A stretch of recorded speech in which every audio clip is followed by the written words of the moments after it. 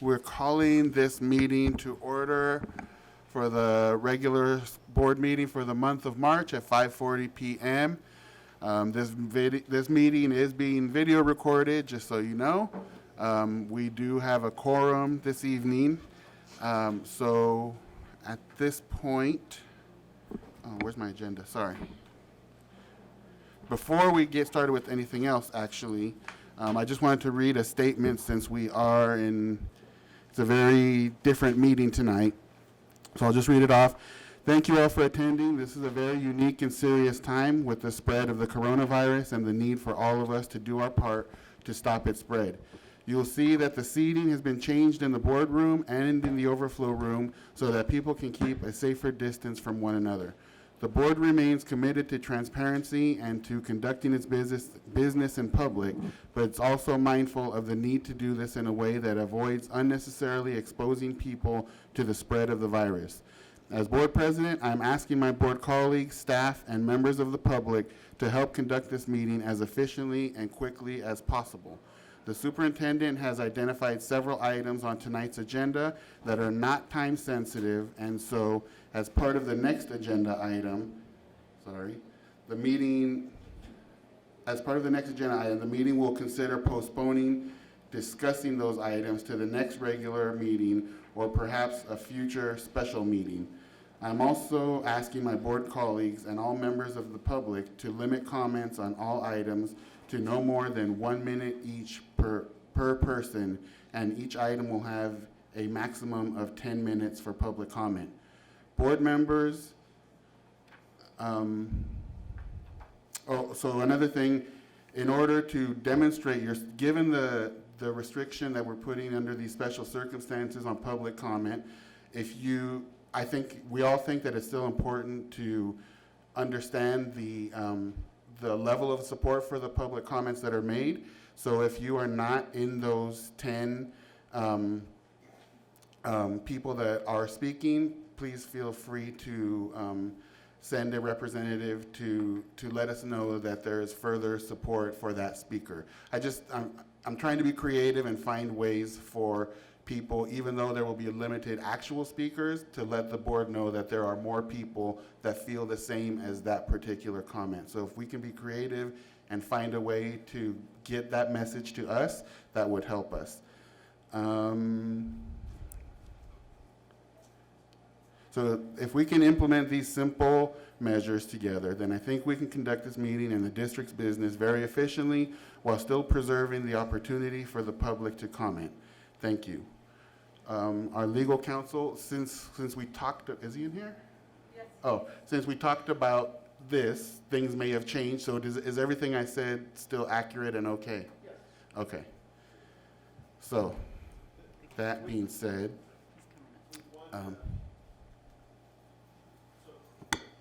just with one caveat is the limitations on time are still subject to board, and to carrying items to the future is still subject to board action. Okay. So the board would have to decide that since all of these items are already on the agenda. Okay. And will we do that now or after Pledge of Allegiance and attendance? I would go with the Pledge of Allegiance first. Okay. Didn't I call it to order? I think I called to order. 5:40? 5:40 you did. I called it to order. It's being recorded. We have a quorum. Roll call you haven't done. Not yet. That's what it was. Okay, so roll call and then Pledge of Allegiance. Okay. Maribel, can you please take the roll for tonight? Today's a regular board meeting of March 12th, 2020 at 5:30 p.m. Members of the board in attendance, President Ernesto Bejarano, Here. Vice President Corina Herrera Loera, Present. Clerk Andres Quintero, Present. Member Linda Chavez, Present. Member Dolores Marquez Roscoe, She's absent. Members of Administration, Superintendent Dr. Bauer. Present. Thank you. Okay, please join me in the Pledge of Allegiance. I pledge allegiance To the flag of the United States of America and to the republic for which it stands, one nation, under God, indivisible, with liberty and justice for all.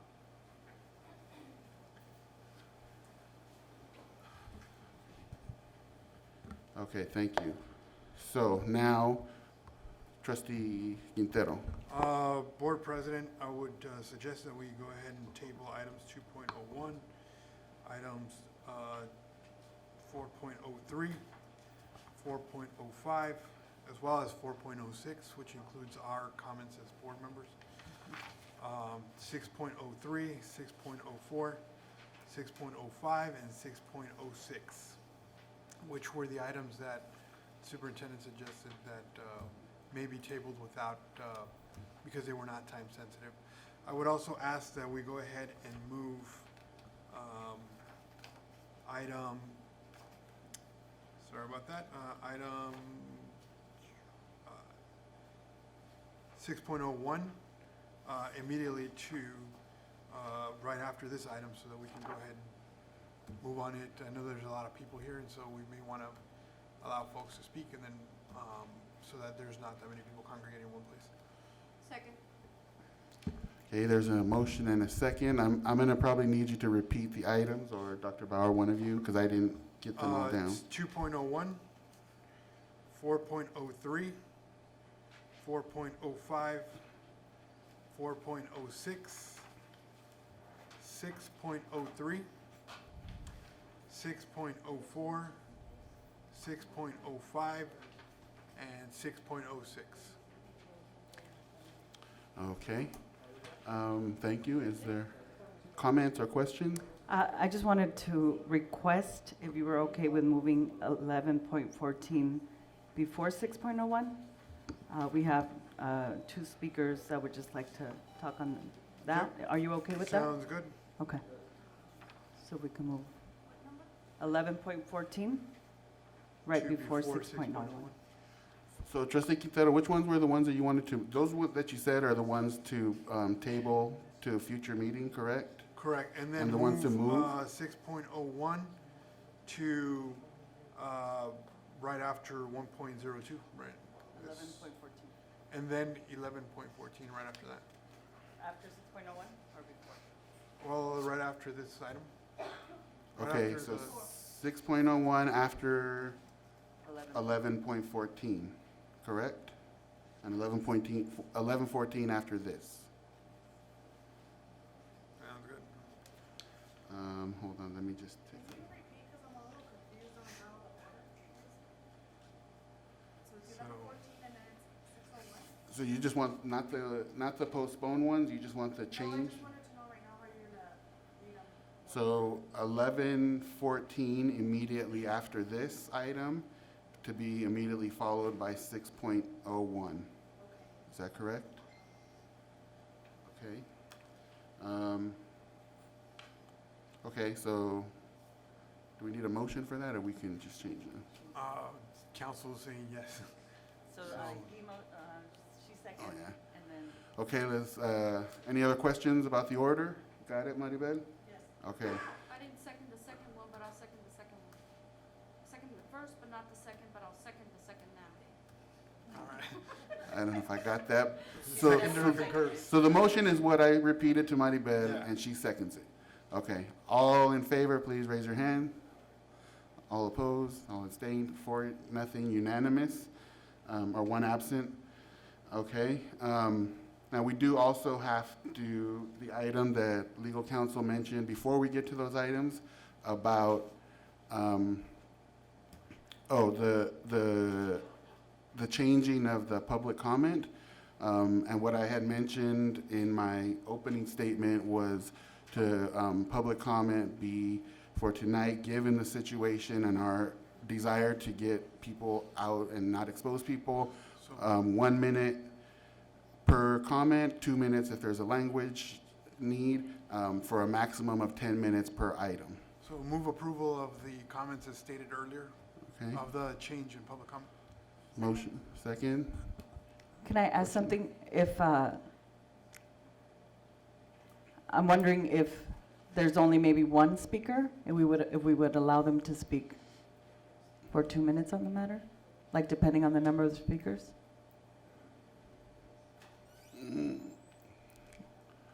I think it's also, it's a, Defer to the council. is that, can we change the speaking individual times per item. So for a maximum of 10 minutes? So this is really a function of how the board decides it's going to operate. So if that's what the board wants to do these are really extraordinary times and circumstances, but there are obviously some very important issues on the agenda. So if that's what the board wants to do, then that's perfectly within your right. The key here is to give it a meaningful or reasonable and meaningful opportunity for public comment. So I would suggest we leave it to the judgment of the chair, and then if there's opportunity, then And within the I constraints that you've set up, then you can go ahead and start moving around that. my thought is that I know there are people here tonight who have made the effort to come here to speak on other items, and unfortunately, we won't be able to accommodate everyone. And I kind of want to lean towards being consistent and providing equal time to talk for the same amount of time for any item, for any individual of any item. So I tend to lean towards a minute per person, 10-minute maximum on any item. So the motion is still on the floor. Is there any other comment or question about that? If not, we can call for the vote for a motion on the floor. Okay, all in favor of the motion to restrict all comments to 1 minute per individual for a maximum of 10 minutes on any particular item? All in favor, raise your hand. All opposed, raise your hand. 3 in favor, 1 opposed. Trustee Herrera Loera, Trustee Marquez absent. Okay. Did I cover everything we need to? Okay. Now we can move on to item, this feels so loud, 11.14. You can speak to the mic, please, so that other people can hear outside. Oh, is that what it sounds like? Okay. Paolo, let's say to everybody so that we can say, tell us, Paolo, what we need to do. If you guys can speak into the mic so that the people outside can hear you guys. Thank you. Thank you. Okay, 11.14. Yes, so we have 2 people with public comment. Oh, so the other thing that I forgot to mention, I will be calling per item I'm thinking right now, and we'll see how it goes, 2 at a time so that we can maintain enough spacing there against the wall. And after one goes, I guess I'll say the next 2 if we need to. Please forgive us if this is inefficient. This all happened like in the past couple hours, so we're trying to make it work. So the first 2 people that I have as public comment for item 1114 are Wendy Greenfield and Barbara Lynn. So you can come in. They can hear outside?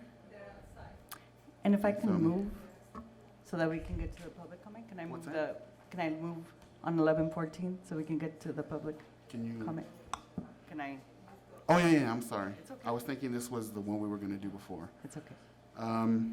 Okay, so is there a motion on Thank you. 1114? Yes, I motion to approve resolution number 21-1920, Second. Dolores Huerta Day, April 10th, 2020. Moved and, I'm sorry. No, if I can just add, Dolores Huerta, as we know, is the most prominent Mexican-American female labor leader in the United States, is a co-founder of Cesar Chavez of the United Farm Workers of America. And this month, we celebrate the women leaders, which is each and every one of us, from our home all the way to the community. And we know that Dolores Huerta has done a lot for not just the women, but our entire community, especially here in the east side of San Jose. So there's a motion and a second. Is there any questions or comments on the item beyond the one that we've heard now? Okay, so now public comment. We have Wendy Greenfield and Barbara Lynn. You can come up, and the second person maybe right around there feels about right. Thank you. Thank you. And since I was waiting outside, I need to get a clarification.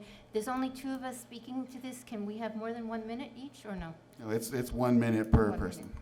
Okay. Okay, well, I thank you very much to the superintendent and trustees for entertaining this motion.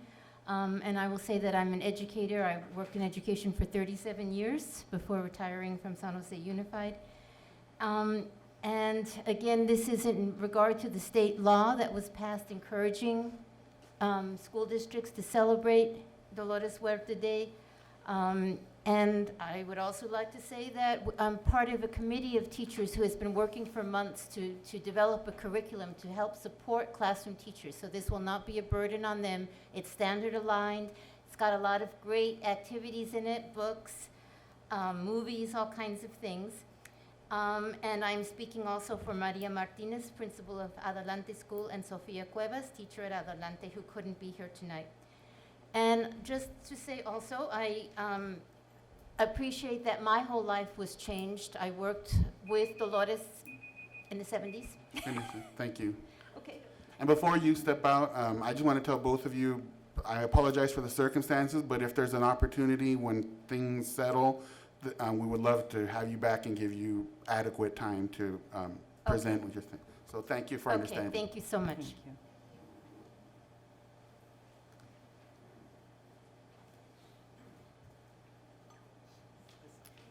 Hi.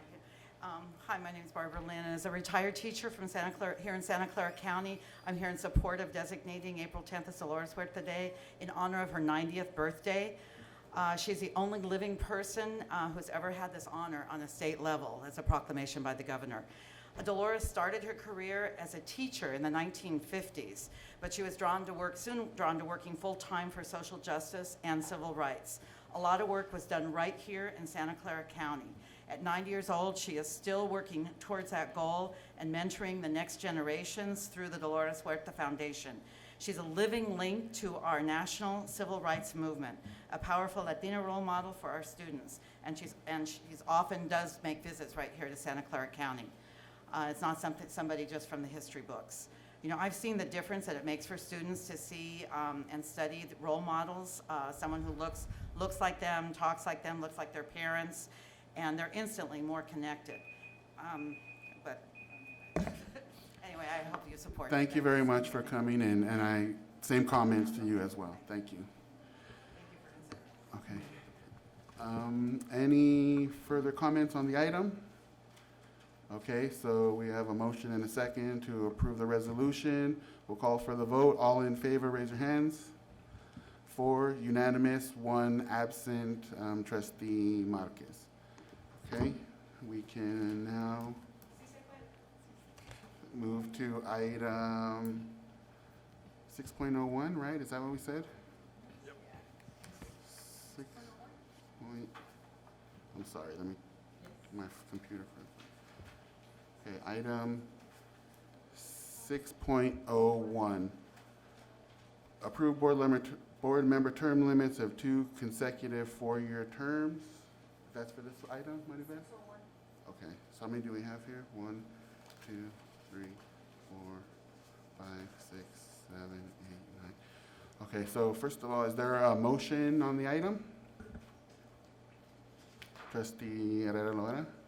I motion to approve item 601, board member term limits, and amend what it states in here to 3 consecutive 4-year terms.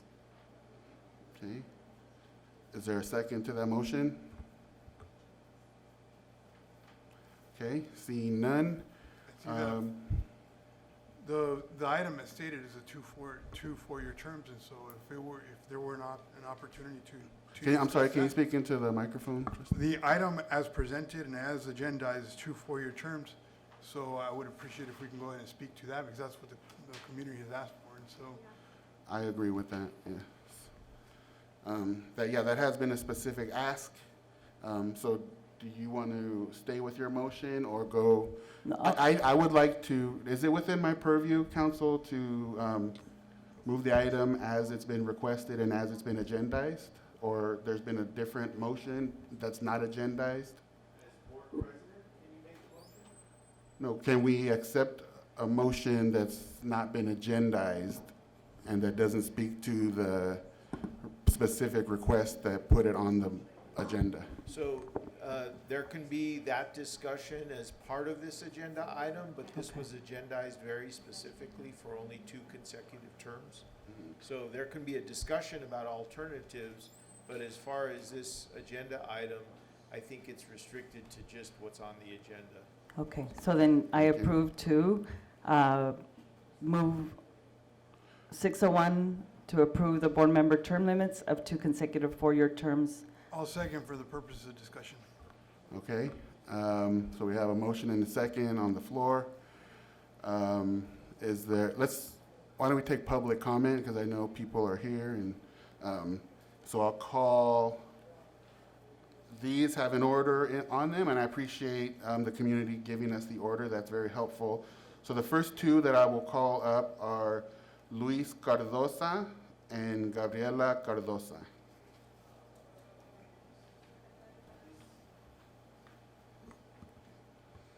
And we understand if it takes a second because things are weird this month. Members of the board, Luis would like to read his script in Spanish, and then after he's done, I can read it in English, if that's Okay. agreeable. So please put 2 minutes, so that, with the understanding by the community that that will take 2 of the 10 minutes, but he has the right to do so.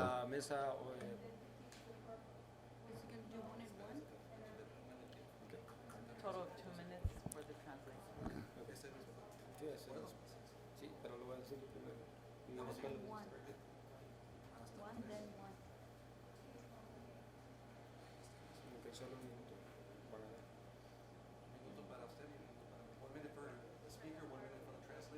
Yes, correct. Ok, buenas tardes, mi nombre es Luis Escobar, soy padre de un alumno del distrito de Alum. He venido a trasladarles esta información. El punto número 1, como visión, primeramente quiero agradecer para considerar en traer esta agenda de la póliza de límite de término para tomar acción. Como parte de la agenda de poner los estudiantes primero, creemos que los padres y la comunidad deben tener voz en el proceso de toma de decisiones. Nosotros los padres abogamos por nuestros hijos, ya que ellos son el factor principal y por el cual nosotros y ustedes estamos aquí en la Junta. Necesitamos pólizas eficaces de gobernanza para proporcionar una educación de calidad. Punto número 2, problema. Aunque algunos de ustedes creen que sonamos repetitivos y aunque por lo que estamos pidiendo, el propósito del mensaje es para que todos lo entiendan. Actualmente no tenemos una póliza de límite de términos en nuestro distrito escolar. No tener límite de términos ha permitido a personas ocupar cargos en esta junta escolar indefinidamente y hasta ha resultado en décadas de mala gobernanza para nuestras escuelas. Okay. So up to that point, you can translate. Yes. First of all, I want to thank you for considering bringing the term limit policy to the agenda for action. As part of the Kids First agenda, we believe that parents and the community should have a voice in the decision-making process. We parents advocate for our children because they are the most important factor and the reason why you and I are here at this meeting. We need effective governance policies to provide quality education.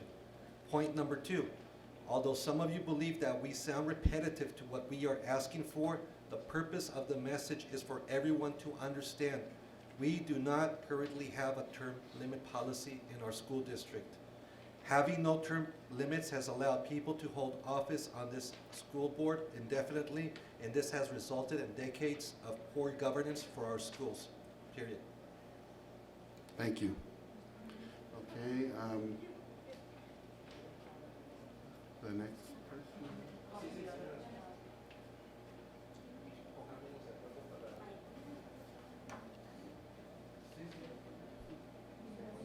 Yeah. And the next 2 will be Claudia Cuello and Araceli Sandoval. Buenas tardes, mi nombre es Gabriela Cardosa y represento una madre de alumno y empuje. Por los últimos meses, los padres hemos estado abogando para esta mesa adopte una póliza de límite de término, de la oportunidad que la comunidad y votantes decida por esta póliza. Los padres hemos escuchado que la señora Linda Chávez ve esta póliza un gasto innecesario. Para nosotros esta póliza es una inversión para mejorar nuestro sistema de gobernanza y para la educación. Sabemos que esta inversión vendrá de los fondos generales, sabemos que el distrito tiene un déficit como la mayoría de los demás.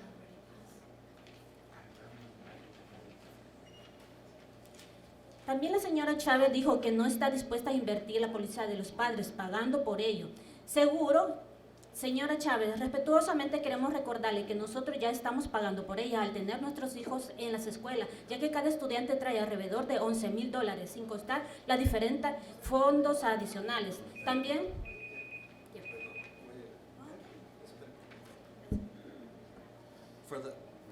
For the past few months, parents have been advocating for this board to adopt a term limit policy for the community and voters to decide whether this policy should be adopted. Parents have heard that trustee Linda Chavez sees this policy as an unnecessary expense. For us, this policy is an investment to improve our governance system and our educational system. We know that this investment will come from the general funds, and we know that the district has a deficit, as most districts have. But parents and community believe this policy should be a priority. Trustee Chavez has also said she is unwilling to invest in the policy and that parents can pay for it. Trustee Chavez, we want to respectfully remind you that we are already paying for it. Having our children in schools, as each student brings about $11,000, not counting the different additional funds. Thank you. Thank you. So Dr., okay.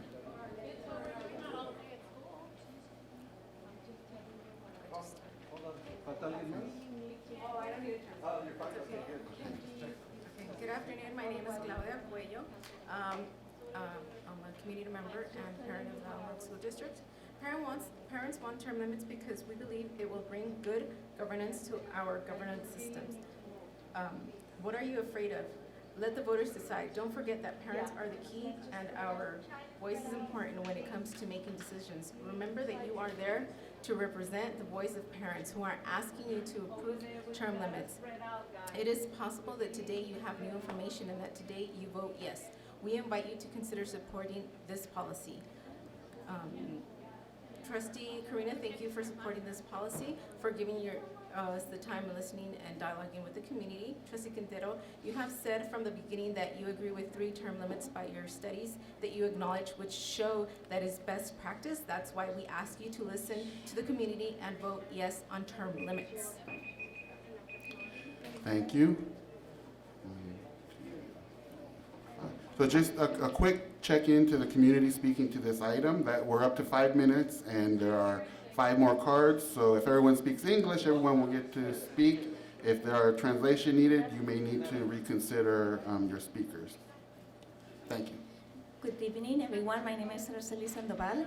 So we also know that this is the best time to approve the policy as it will cost less money to put it on this year's 2020 ballot.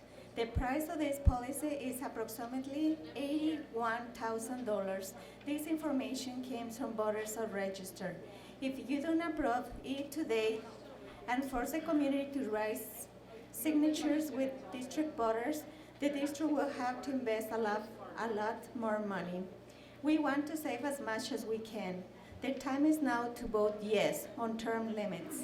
When you vote yes, the term limits, you are actually voting to allow the voters of Alum School District to decide if they want term limits. Thank you. Thank you. The next speakers that I have here are Silvia Nolasco, I believe, or Volasco, and Maria Alejandres.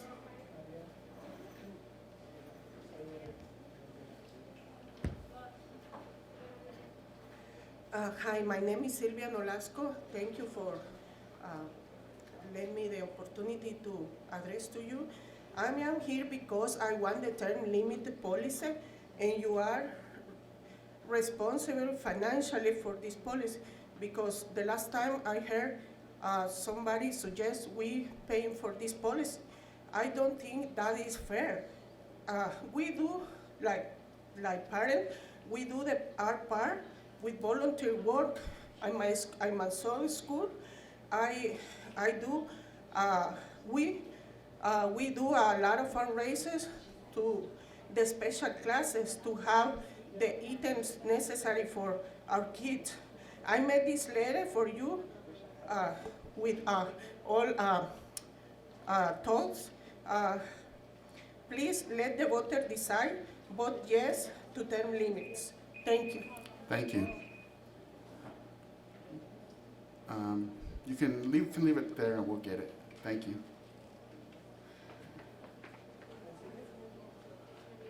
Before we start, the next two, I don't know if I said, the next two will be Flor de Leon and Dilsa Gonzalez.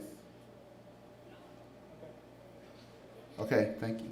Good evening. My name is Maria Alejandres, and I go to Renaissance at Maxon.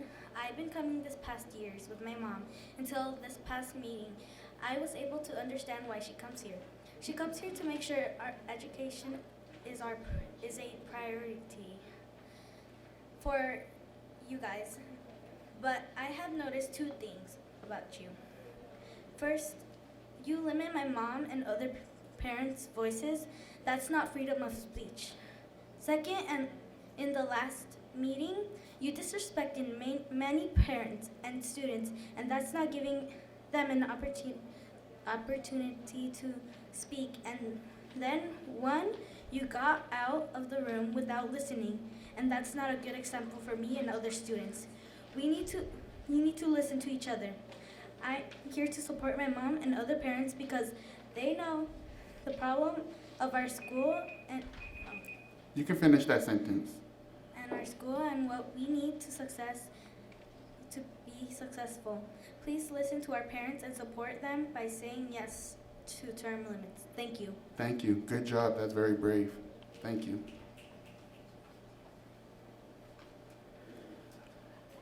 And after Dilsa, the last speaker that I have here is Brenda Zendejas.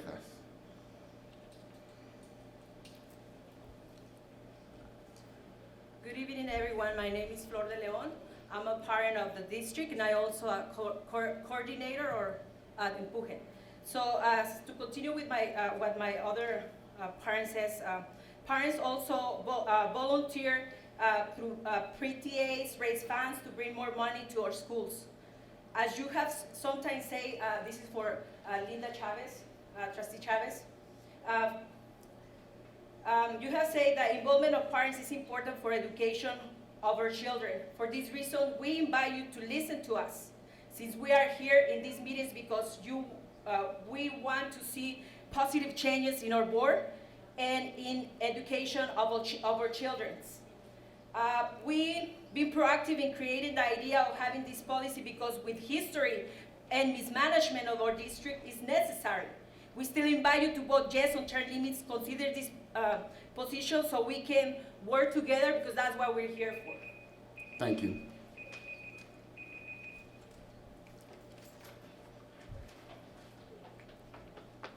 Good evening, members of the board. My name is Dilsa Gonzalez. I am a parent of 3 students, one that was talking right here in front of you guys. And why she wanted to speak, because she's been here in some of the meetings that we've been here, especially the last two, where she was mad, she was furious, and she wanted to get up and say how she felt.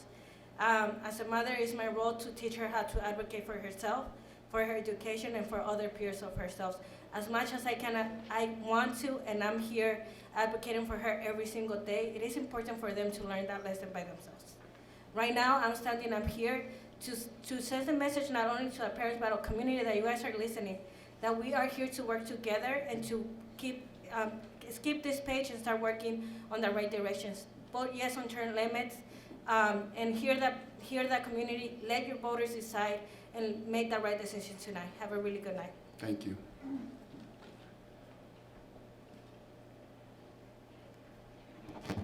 Hi, members of the board, President Ernesto Bejarano, and Superintendent Bauer. Today I stand here in solidarity with my community, and again, I'm going to remind you guys, this is the voice of your community. They have collected signatures. They're doing the work. I don't know why you guys won't support a 2-term limit. Honestly, sometimes, we have to share governance, and I think a 2-year term is enough time to show your capacity. If you want to grow, you can always go to a different platform and keep growing. And if you really want to show what you can do for any school board, you can do it outside as well. You don't have to have a seat, right? So I just want to encourage you guys to please support this item. Thank you. Thank you. Okay, thank you, public. So we have a motion and second, and I believe Trustee Quintero, you had some comments or questions? Yeah, we we've had discussions about this particular And item. if you can speak a little closer to the mic, I guess. We've had discussions about this particular item over multiple times, and I've been very clear about my position. I have not changed my position. While we were then candidates, we were at a forum, I was asked, and I was very clear with the public, with those present there, those who would ultimately make a decision on whether or not I was going to be returned back to this board, that I support not 2 4-year terms, because that was specifically we were asked. The reasoning behind that, and I was very clear at the time that I believe that it's a lack of you're going to lose the investment that's made. I've had conversations with other board members who've been contacted. They've contacted me, and they have expressed similar positions to the one that I hold. That 3 4-year terms seems to be something that's adequate, that strikes the right balance, where we're not throwing away the investment that's been made on board members. The training is expensive, and to just simply have somebody serve 1 term, then barely get their bearings the next term, and then they take with them all the training that's been invested in them, is something that I don't agree with, and that's why I made those comments there, and that's why I still stand with my position. A los miembros del público, muchas gracias por venir y por expresar su posición. La verdad que esto es exactamente la democracia en la que estamos practicando, estamos hablando, dialogando, y me es un placer estar aquí a escuchar, pero como lo he dicho anterior, mi posición la he expresado cuando estuvimos en los foros, y esta pregunta se me hizo en aquel entonces, y les dije muy claramente que yo el término de plazos de dos de 4 años, cada uno no los puedo apoyar por el hecho de que estuviéramos despilfarrando los recursos del distrito. Cuando la gente llega aquí y toma entrenamientos, esto cuesta dinero. Y nosotros tenemos que estar seguros de que esa inversión vaya a poder usarse. Y también tenemos que tener aquellos que hayan tenido experiencia para que la administración no tenga demasiada ventaja sobre la mesa directiva. O sea, nada en contra de la administración presente, pero tenemos que tener una mesa directiva que tenga un poco de experiencia para que se pueda balancear y la relación pueda ser más equitativa. Y por eso es que estoy tomando la posición que he tomado, y por eso en aquel entonces les hice saber mi posición muy claramente, y aún mantengo mi posición de que 3 plazos, el término de plazos debe ser por un mínimo de 3, un máximo de 3, y esa es mi posición. Así que muchas gracias a todos los que han venido a expresar su posición. Ruego que continúen a participar y que nos ayuden a gobernar aquí. Thank you, Trustee Herrera Loera. I'd like to amend my motion to read 3 consecutive 4-year terms at this time. Is this appropriate, council, at this time?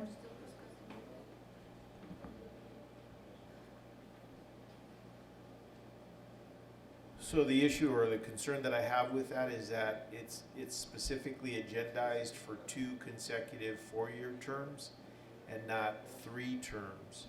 So I don't believe that would be an appropriate action for the board to take today, but the board can discuss that as part of the overall discussion of term limits, and can ask the board, can ask either the board or the administration to bring that proposal back to a future board meeting. Does that make sense? Yes. So at the end, just request to put on the agenda for 3 terms for next month. Yes. Okay, was that the extent of your comment? For now, thank you. Okay. Trustee Chavez. Okay, I said before that I would support term limits. I do support term limits. I am in favor of term limits, but I am not in support that the district pay for it. And I'm glad that the community wants this and that the community should put all their time, effort, and money for this. And, you know, that's good that they're all participating. That's good that they're all involved, and you can get more parents involved and raise the funds.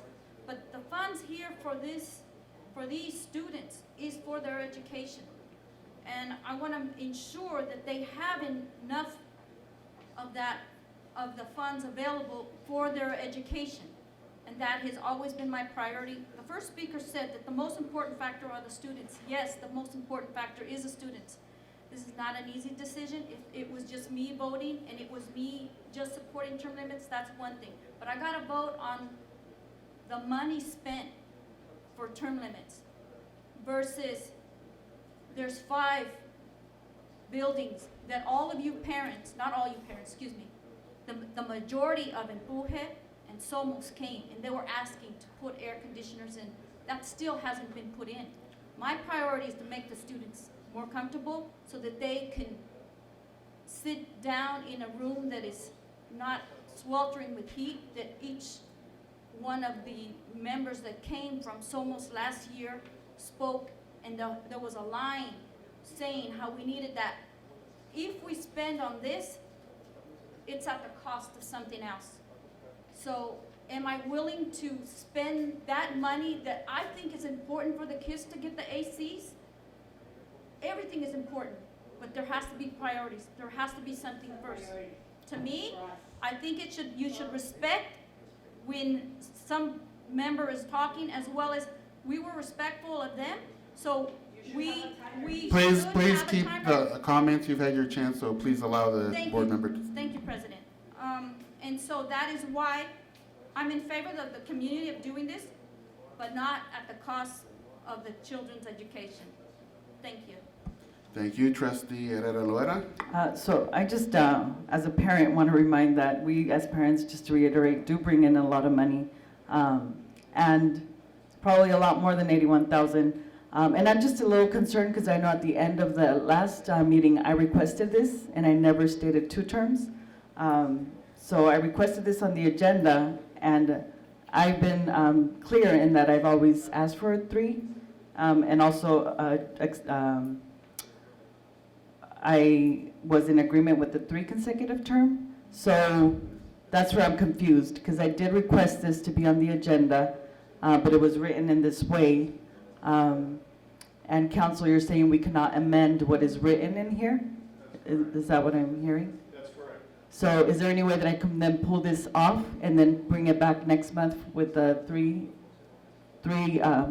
consecutive 4-year terms? Is that Are you directing that to possible? council? I'm asking. I want to make sure, because I know that I'm not asking, and I never asked for 2 consecutive 4-year terms. And I know at the end of the last meeting, I'm the one that requested to bring this item on the agenda. Yes, I believe that would be an appropriate request and motion to carry it to the next meeting with a change on the agenda. Okay, that is my request at this time. So are you amending your motion? With the council's directive, I'm requesting to move this item for next month with the specific wording that I requested for a 3 consecutive 4-year term. So I believe there's already a motion and a second on the table. So there has to be, under Robert's Rules of Order, there has to be a vote on the motion that is already on the table. Okay. If that motion fails, then you could make that next motion. Got it, thank you. Okay, so were there any other comments on the current motion on the floor? Okay, so then I'll make my comments.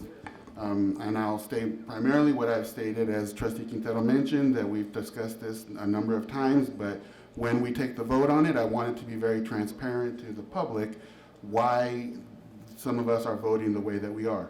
So the factors that I've taken into consideration, in addition to the public comment that we heard, in addition to the 500+ signatures that we've received, are these factors.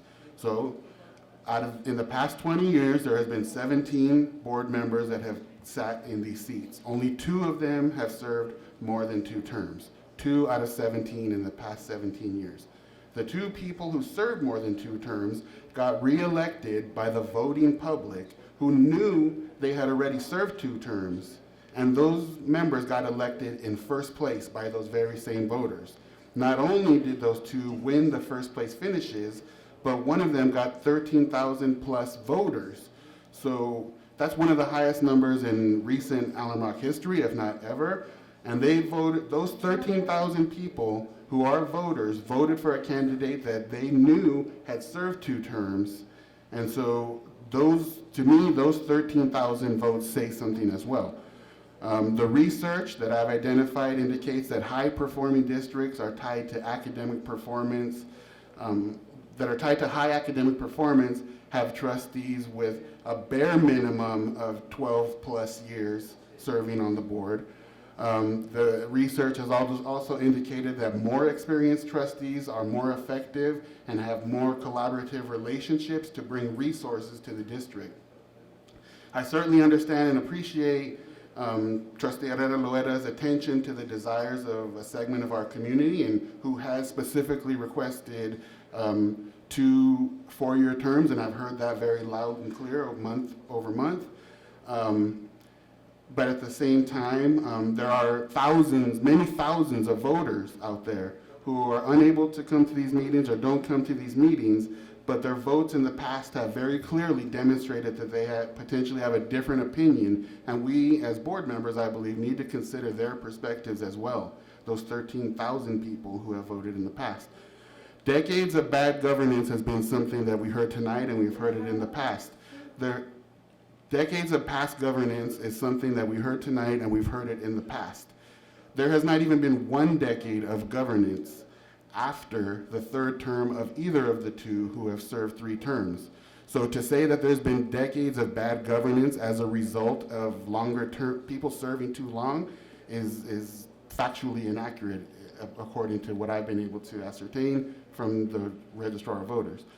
The cost of $82,000 plus attorney fees to put this item on the agenda, and even more if it has to go on to a later ballot if it doesn't get approved for the cycle. As Trustee Chavez mentioned, that $82,000 is at the cost of safety and security in our schools. It's at the cost of facilities. It's at the cost of educational services, things that are needed for our students in the district. Last month, we had on the agenda two items, the handbook and the strategic plan, which are specific recommendations from our state audit. They're specifically called out that we should do those items. And we voted $2,700. We said that's too much money to spend on the things that the audit has called out that we need to get done as a board. And now we're gonna risk paying close to $100,000 for something that's not recommended by any audit. And Trustee Chavez has been pushing for this for almost a year. Excuse me. I'm sorry, It's I can't been- hear you. Can you repeat that? I Yes, couldn't thank hear you. Somebody Trustee Chavez has been pushing for this handbook for almost a year, and yet we voted it down for $2,700. And now she's asked to vote for something that's $85,000 for something that's not a response to a state audit. We're not obligated to do this. And we have many things that we are obligated to that we need to at some point prioritize. I also agree that we need to let the voters decide. And that's exactly what happens for free, without taking money away from our kids. Every 2 years, we let the voters decide. Our neighboring districts, all of them believe in their communities enough to trust them to choose their own representatives at every election cycle. My opinion is that I don't think that our community should be forced into representation that they may not choose. I know there's a segment of the community here that feels very strongly about that, and I do respect that. But I don't feel that our community should be forced into representation that they don't choose at the ballot box and treated any differently than parents out in Evergreen or in Berryessa. Our community, in my opinion, deserves the equity of choice. So for those reasons, I will not be supporting this because of those factors, and I do consider the input that we've had from our community. Any other comments? So we can call for the vote on this motion, which is the agendized item, board member term limits of 2 consecutive 4-year term limits. So all in favor of that motion, please raise your hand. All opposed, raise your hand. Abstain? Okay, so 3 opposed, 1 abstained, trustee Herrera Loera, and 1 absent. So the motion fails. Were you gonna put anything else forward? We talked a lot, you gotta move forward. Okay, thank you. Moving on to item, let's see, do we have any other movement on any of the other items? No, right? Okay. Item number 3.01, request to address the board. Provide members the opportunity to speak to the board about any matter under the jurisdiction of the board and otherwise not on the agenda. 3.01, correct? Okay. So I do have, I have one. So let me ask, if the members that are currently in seats, are you planning on moving out? Are you planning on moving out? Okay, so it looks like area can move in, and if they have things that they wish to speak to, there may be seats available for you at this time. And for respect, time yourself too, because you talk a lot.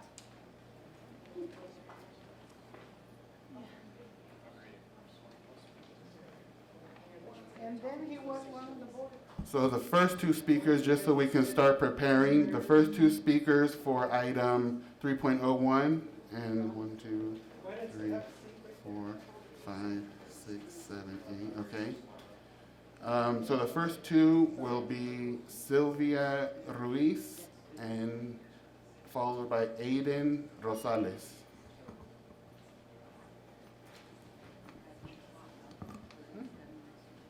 Oh, and also, so if anyone else is speaking to an item, you can either have a seat in one of the seats here, or one person can be lined up against the wall, the rest need to be outside. So I'm speaking to the people standing here. Please sit down. Explain the logic here. So we need to have, according to the directives by the governor, we need to have people at a certain distance, and so that's why the chairs are set up in such a way. That's why we're calling people. So we need to please have everybody either sit in one of the seats. If you're the next person speaking, you can stand by the wall, or you can go wait outside and your turn will be called in order.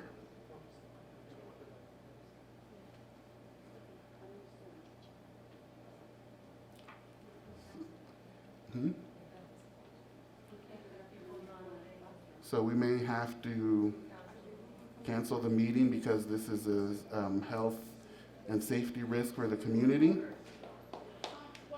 So we need to, so I'm gonna, at this point, so let me first talk to, is legal counsel back there? Okay. Oh, so a question being, if we have the directive from the state and from the governor, and we have people that are at this time doesn't look like they want to comply with that, so do we need to cancel the meeting in the name of the health and safety of the community? So at this point, I would just ask people to just spread out in the room as much as possible and limit it to this, and then once the speaker is done, if they could just step into the lobby, that would be great. So if I can ask staff, are you comfortable with the distance, the proximity that you're placed into by these individuals? If not, please feel free to move. It's well within the rationale of. Mr. President, let's just have a straight conversation. It's not like we concocted the coronavirus.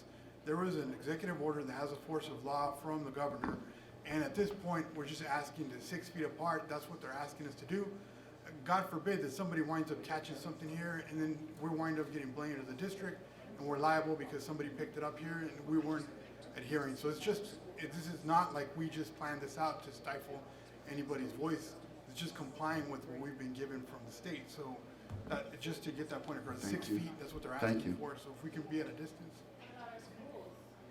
Thank you for complying and sitting down. We appreciate your willingness to help us out here. We're not the ones that are making up the rules, but it's for everybody's security. And So we'll counsel, say- I am concerned about the current situation. What do I have within my purview with regards to action, if anything? Because this is not only about us or the individuals in the room, it's about the potential spread in the community that we're concerned about. It would be like any other disruption, so you would have the option to recess the meeting just to reorganize the room to make sure that it's a safe condition,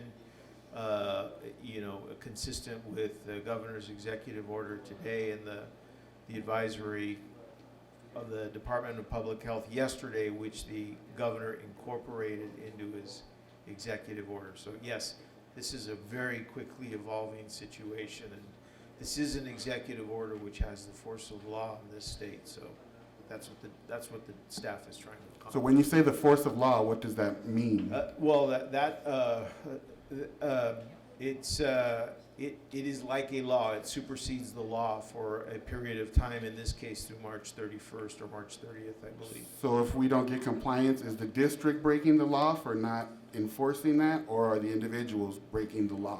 Well, the district is not complying with a lawful edict from the governor. So So the we option wouldn't be here would liable. be to recess until the room is reset, and then restart the meeting if you choose at that point. And at this point, just because of the time considerations, could we reorder the agenda and recess to closed session and then come back after so we can maximize the time that we have? Yes, that's also within the board's authority. Okay. So just remember, before you take that action, closed session needs to happen here, so we will be asking everybody to leave the room. Okay, so an option, so it looks like our options are, under the law, basically, we can recess and just hope that things change when we return, or we can maximize our time, recess to closed session, clear the room, conduct closed session, and then come back in hopes that at that time we would be able to move forward. Unless there's another idea or suggestion from the board, I would put forward as a motion that it has to be a Second. a motion. It seems that Jocelyn was making her way up to the podium. You may want to hear what she has to say and make a decision after that. So Jocelyn, did you have something that would contribute to the facilitation of solving this? Yes. Okay. I would be in agreement with, I want to get close to that, 6 feet back. I would be in agreement with taking a recess and having a discussion with a couple of the board members about how we can move forward and why we are here. So the president and the vice Or president? canceling the meeting till another day. I would encourage So we you to probably- recess, the board president and the vice president can have a meeting and then we can move on with it. Okay, so, do you have a comment? I'm not opposed to meeting with you all, but I do want to, for my health, my children, and my parents, I would want to, follow the 6 feet directive well, at this and time, I think- if we do convene. That's just We my, can talk about that. right now. I totally hear what you're saying. Okay, so I let's agree try with to be reasonable. Thank you for the suggestion, Trustee Quintero. Thank you for your comment, I agree. Thank you for your suggestion, and so at this time, we will recess for 5 minutes. Would you say that's sufficient? Sure. 5 minutes to discuss the solution and return at 6:44. Okay, thank you.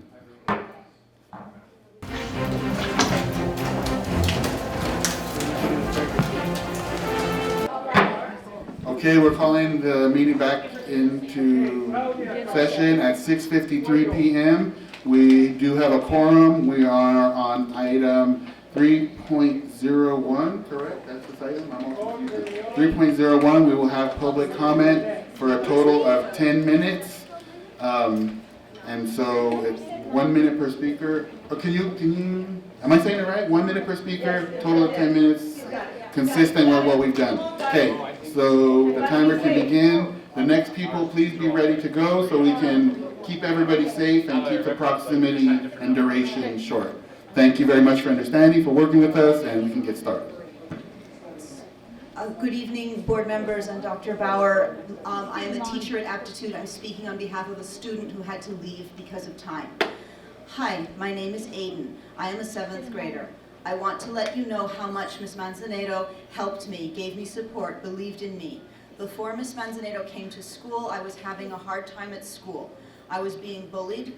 I told the principal that at that time, but she did nothing or believe in me. I was the bad one. When Mrs. Manzanedo got to school and I told her, she immediately put a stop to it and gave me the support, told me that I was a good boy and that whenever I wanted to talk, she will be there, and she was. She will always listen to me and not scream it to us. She will listen and said, how can I help you? Are you okay? And when I do something wrong. Thank you. Next person. Sorry, I don't have your names. I'm speaking today on behalf of the staff of Aptitude. Something's seriously wrong. Our principal's resignation was extremely abrupt and unexpected. The circumstances under which she left created confusion and has left our community with many unresolved questions amongst the staff, families, and students. We at Aptitude Community have some questions. Why was she not encouraged to finish out the year, considering we have state testing and an impending pandemic coming up with 3 months of school left? Why, after 14 years of service to the district, was she not offered the necessary support to help her with personal issues? Why was there such a long wait between the day her email was disabled, February 28th, and the day we were informed of her resignation, March 10th? As a result, we have not heard anything from her, and we are genuinely concerned about her well-being. Something is seriously wrong. Given the fact that Teresa has always been extremely open with us, things do not add up. Please help us. We want the best for our school. Thank you. Next person.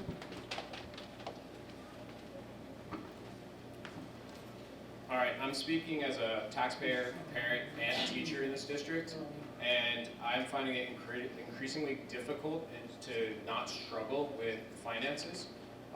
My pay, even though I've been in the district for 6 years now, still qualifies as low income in this area, and if I were a starting teacher at $59,127 or whatever it is, I would be low income. So I think it's really ridiculous that we were only offered, or not only offered zero from you guys as a counter offer to what we had put forth. We seem to have money to be able to update people's offices while my school falls apart and crumbles, and I just think it's pretty ridiculous that we are allowing a situation to get out of hand. I had a teacher in college, a lot wiser than I was, who told me anytime you have a win-loss negotiation, you create a lose-lose relationship. And in order for things to move forward, you need to create win-win negotiations so that you can have win-win relationships from there on out. Thank you. Next person.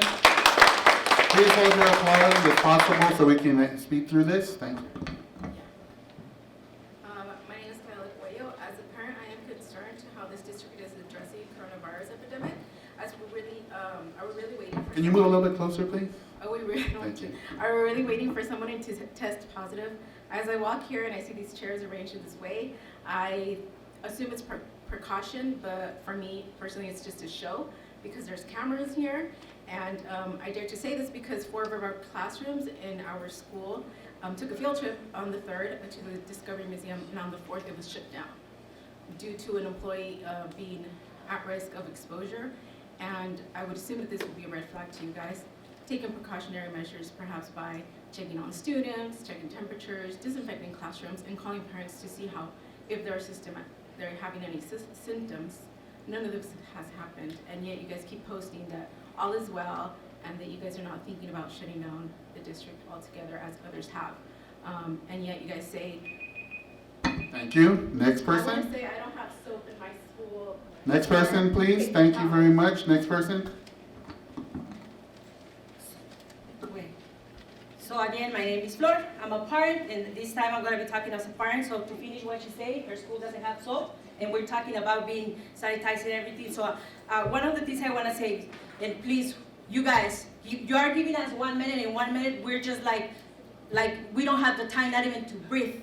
And when you talk, and when you guys talk, you guys just go and read all your articles to come and tell us, oh, blah, blah, blah, blah, blah. Limit yourself to, please, respect that.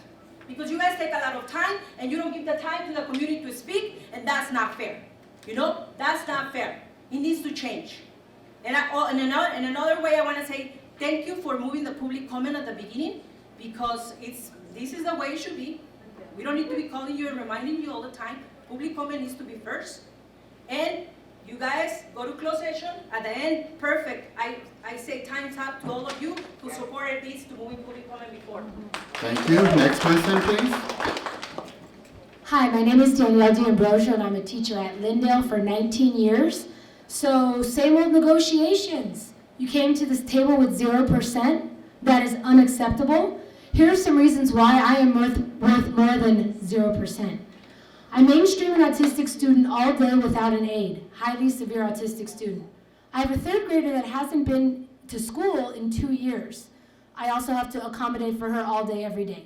I prepare all the students daily to pass the SBAC so we can look good on the California dashboard.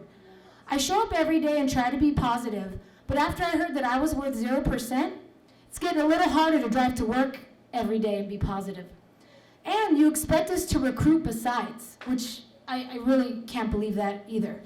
So board members, please, if you have any influence on the district's negotiating team, encourage them, be transparent, open the books, get it done, do the right thing in session 5. Whatever you can do to push them in the right direction, do it.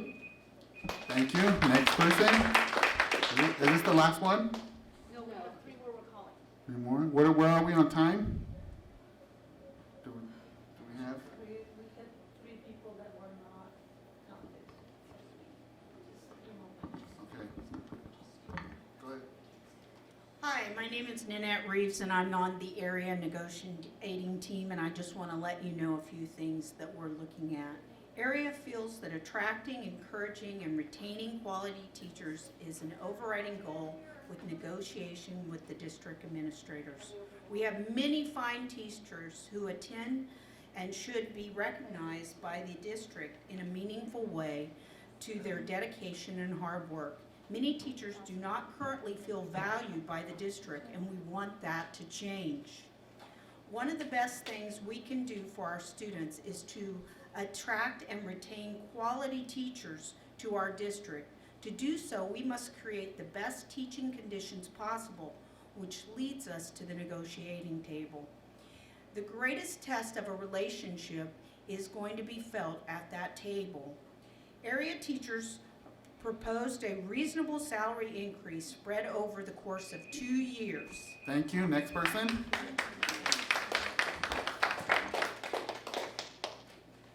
Hello, my name is Sandra Rivera. I'm a kindergarten teacher at Chavez. And while we were preparing for tonight, it just kind of dawned on me that your limit of 12 people in this room, 8 people in the other room, and 12 people in another room, with 6 feet of difference between us, is absurd for me as a teacher in the classroom. With a subs shortage, I had 45 students in a classroom. There's no way, even as kindergartners, we can keep arm's length away from each other. You are putting our health at risk. I understand children aren't as susceptible, but a lot of us do have underlying conditions. And so it is unfair that while you can stay protected at 6 feet away, we as teachers are subjected day in and day out to conditions that are much worse. Please consider our health.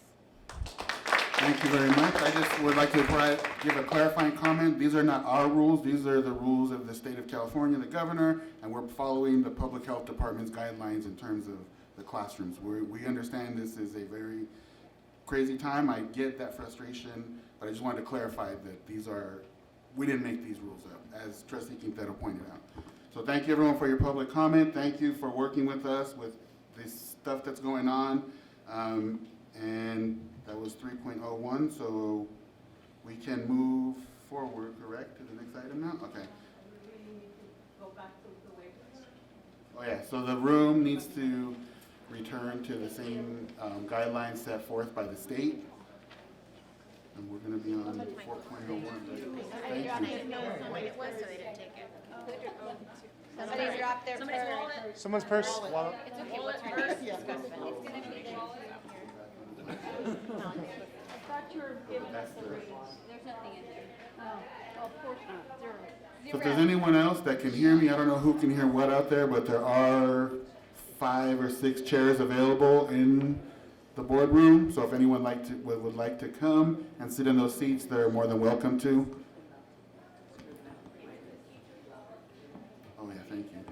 And as we move forward, part of the discussion that we had with, during our break was that we would all, because I'm assuming they're still gonna be listening outside, and the comment was that nothing could be heard outside. They said they could hear my voice, surprise, surprise, but we agreed that everyone would talk, like, even though it sounds very loud, talk directly into the microphone and try to raise your voice a little so that everyone could hear. And I also agreed to continue to point it out if any of us forget, and please do so to me too, but apparently my loudmouth was enough initially, so let's see if we can make that work.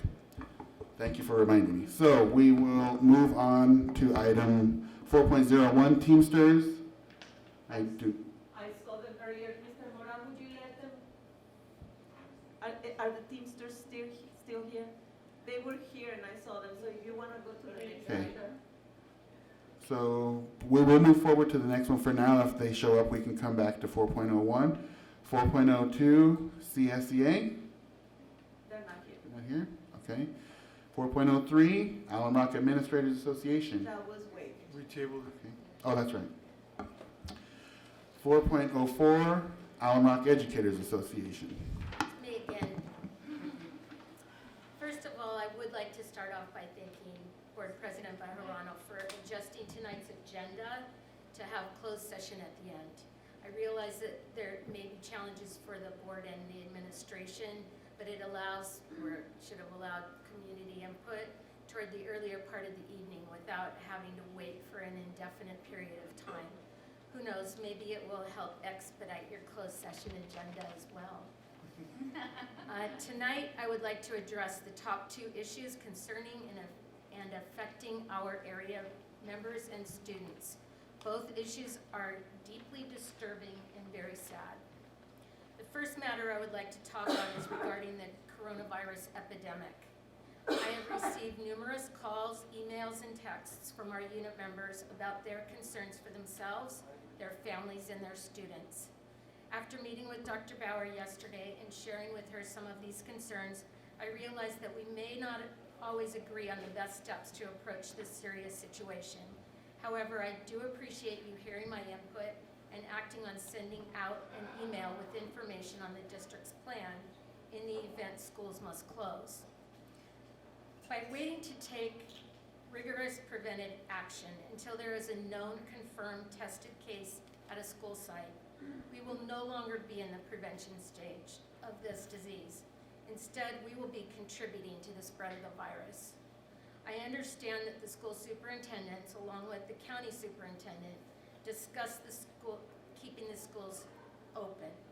I also understand the difficult balance between remaining composed, calm, and becoming hysterical over this. However, it doesn't seem reasonable to take a proactive, responsible approach and step up our action. Doesn't it seem unresponsible? Let me start that one over.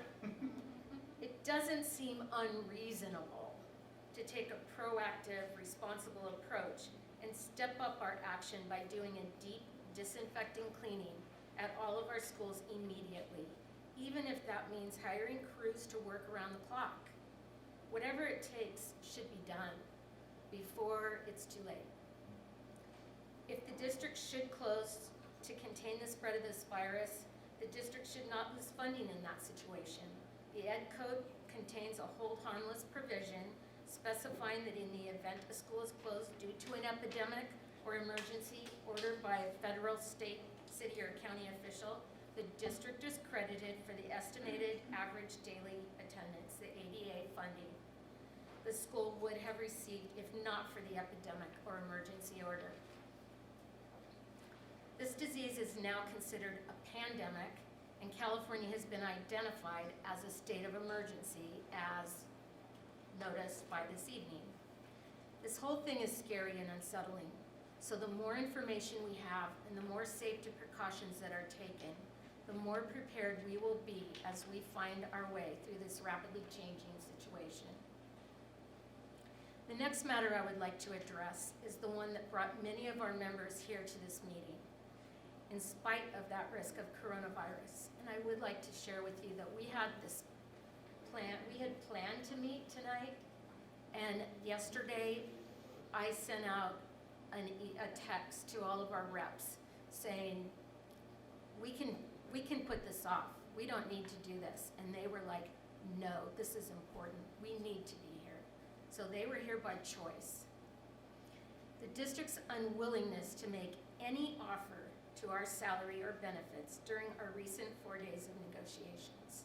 Seriously, after 4 days of meeting together, the district did not take one step off of zero. Do you consider that good faith bargaining? Is that the value you place on the teachers in this district that are entrusted with the education of our most valuable children? That is absolutely unacceptable. Let me point out a few basic concepts that should be considered before making such a serious decision to send the message to the teachers in this district that you consider us worthless. One, the state of California provides this district with a cost of living adjustment, AKA COLA, based on our district's ADA multiplied by the dollar amount of the inflation increase that has been granted by the state. Hopefully you are all familiar with that. That makes up the majority of the unrestricted revenue growth for our district each year. One of the bags that comes out of that big pot of money is the one specifically for teachers, teacher compensation, of which the COLA has already been applied. The COLA for this school year was 3.26%. So why do you think it's okay to keep that COLA from our members' portion and use it for something else? Do we not have our own cost of living increases in our personal expenses? I guarantee you that my living costs have increased far more than 3.26% this year. Is that an example of how you want to attract and retain good teachers?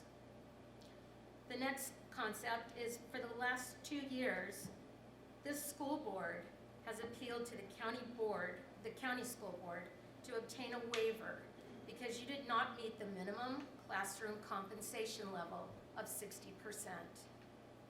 Even after the area bargaining unit has saved the district over $5.1 million this year from cuts that we took to our unit.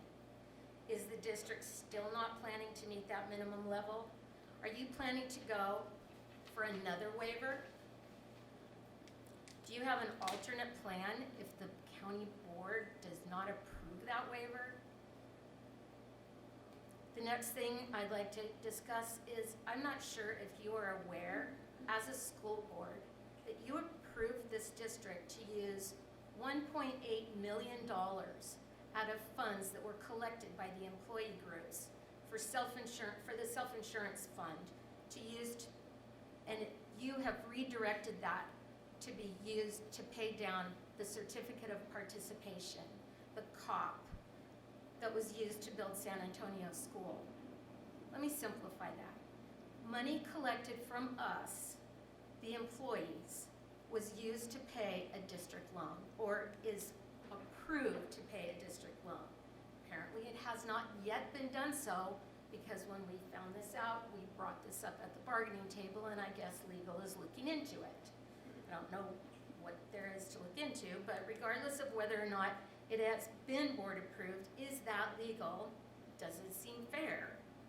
And does it seem right? These are just several things for you to keep in mind when you create your priorities and give the district's bargaining team the authority to give us nothing. It really doesn't work out very well for anyone. Not for the teachers, not for the students, and not for the long-term health of this district. I have spent 30 years in this district. When I began my tenure here, Alum was proud to be among one of the highest paying districts in the county. 2 weeks ago, when I looked at the comparables of district salaries in Santa Clara County, we ranked 30 out of 32. Is this something you are proud of? I would like to make it perfectly clear on behalf of myself I am not a zero. And on behalf of our declining area membership, we are not a zero. Please take another look and ask administration the hard questions before our next scheduled bargaining date of March 20th. If you honestly believe the teachers of this district are worth nothing, and you are proud to spread that message to the students, the teachers, and the parents of our community, and outside of the community across the state, then you are not the same district that I have worked so long and hard for. Thank you very much. We can move on to item number 4.05, Superintendent. No comments. Thank you. Item number 406, Board of Trustees, Communications comments. Oh, that's one. Oh, I keep forgetting to look at that. Thank you. Okay. 501, approve contract with IT Management Corporation, replacement of district's data center and main distribution frame at Hubbard, George, and Shepherd schools. Move approval. So a motion and a second on the floor. You got that, Maribel? 5.01. 501, motion by Quintero, second by Herrera Loera. Make a comment just so that everybody knows this is E-rate Can you, money. can you please speak into the microphone? Yes, I just want to remind everyone this is E-rate money. We will be reimbursed the majority of the funds, and I was going to ask after the district is not up for all of this money, at the end when we are reimbursed after, can you just tell us how much the district is going to pay out of this? Just want to make sure in these times of Yeah, good evening, Board of Trustees. So out of the total, we are requesting 237,285.48 cents. We will be reimbursed 201,692.66, and district only cost would be 35,592.82 cents. Thank you. Thank you. Okay, is there any public comment on the item? Okay, any discussion, trustees? Okay, seeing none, we can call for the vote. All in favor of the motion on the floor, please raise your hand. Unanimous. Trustee Marquez absent, sorry. Thank you. Okay, 6.01 we did, 6.02. Okay.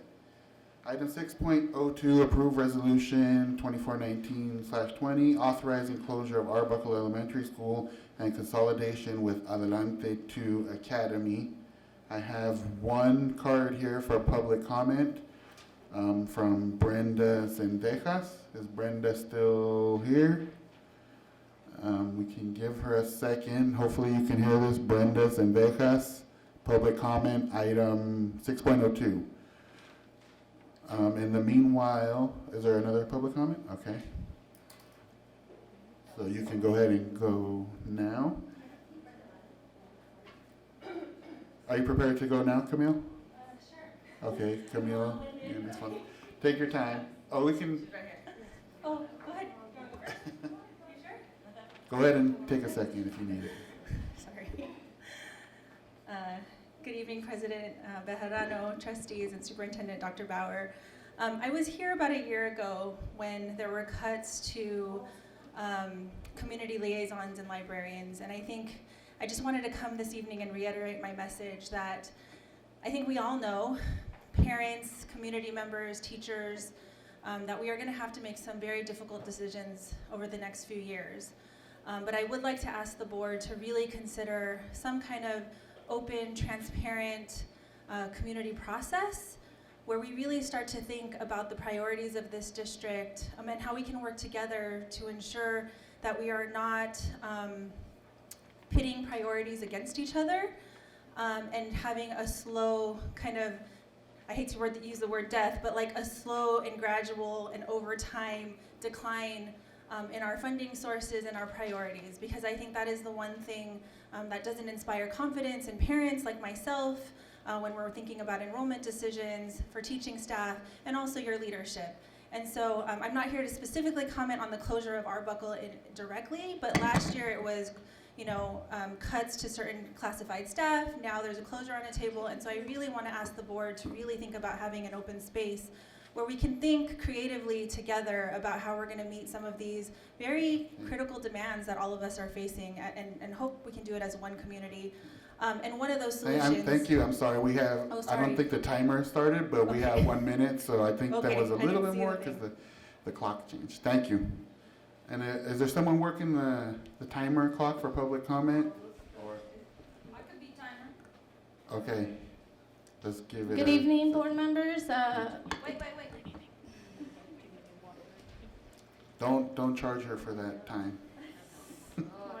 Every second is valuable. Ready? Close.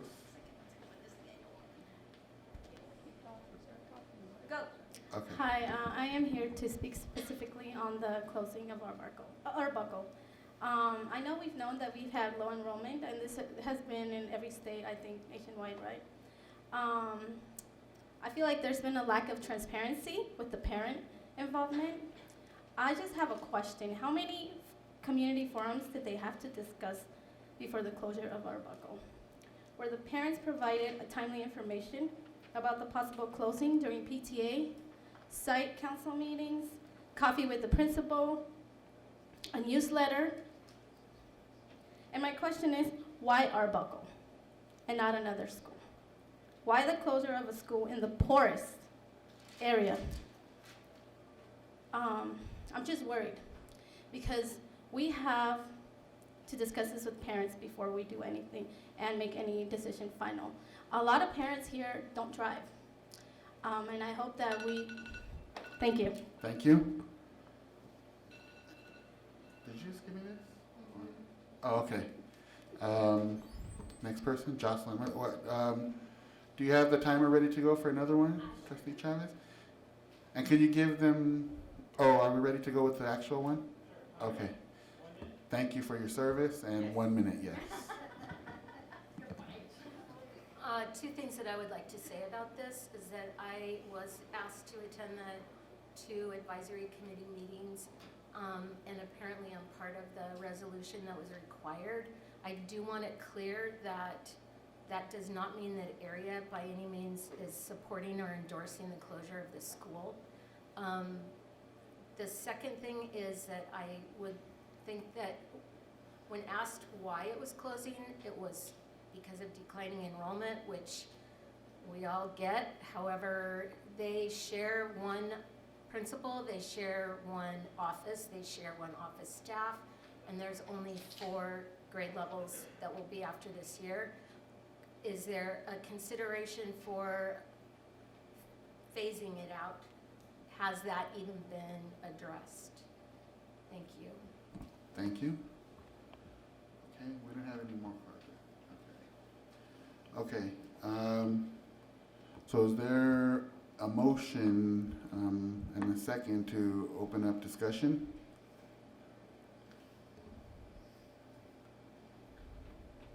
Guess nobody's running at this one, huh? I'll, for the purposes of having some discussion, I will move to approve the item. Second?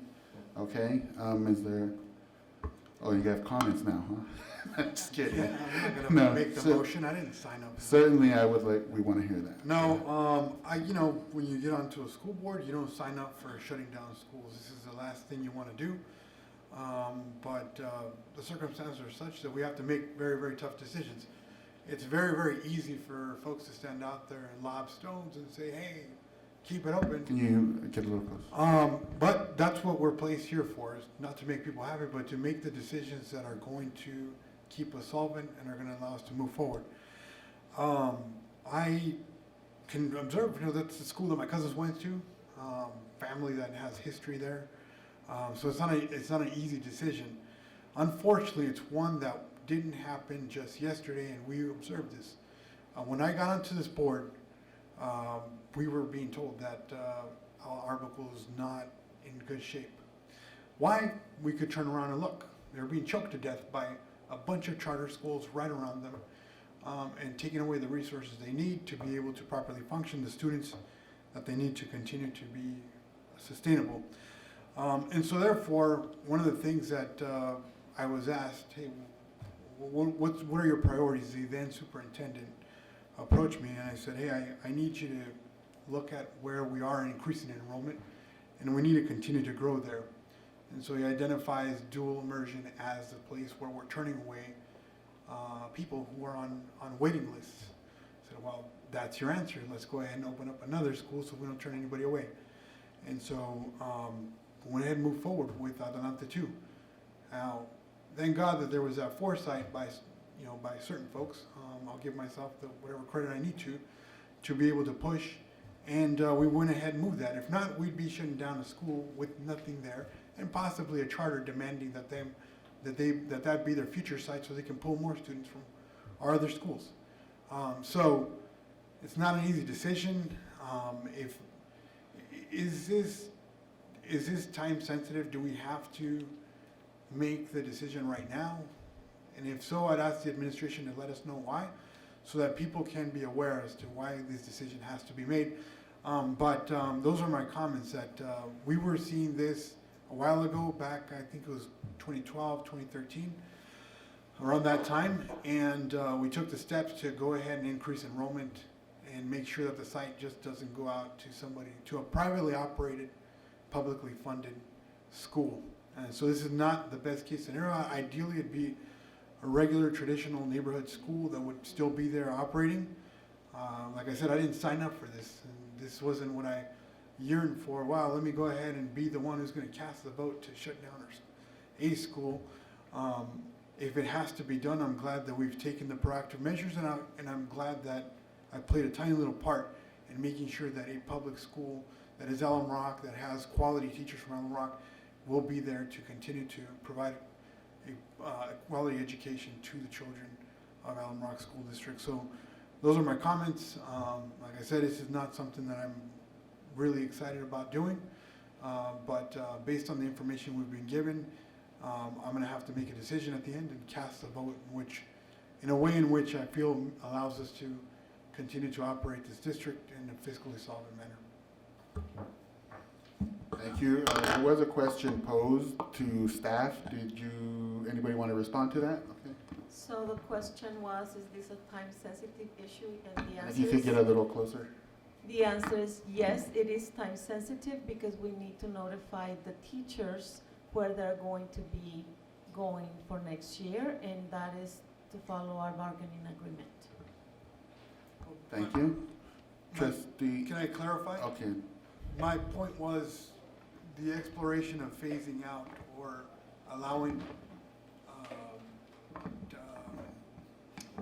grades to gradually phase out. It's something that we had proposed at Rogers, that it was kind of initially being followed, and then we were very abrupt. So that's what I was trying to see if there was. All right, you said yes, it's time sensitive, but would we be able to continue to explore that at all?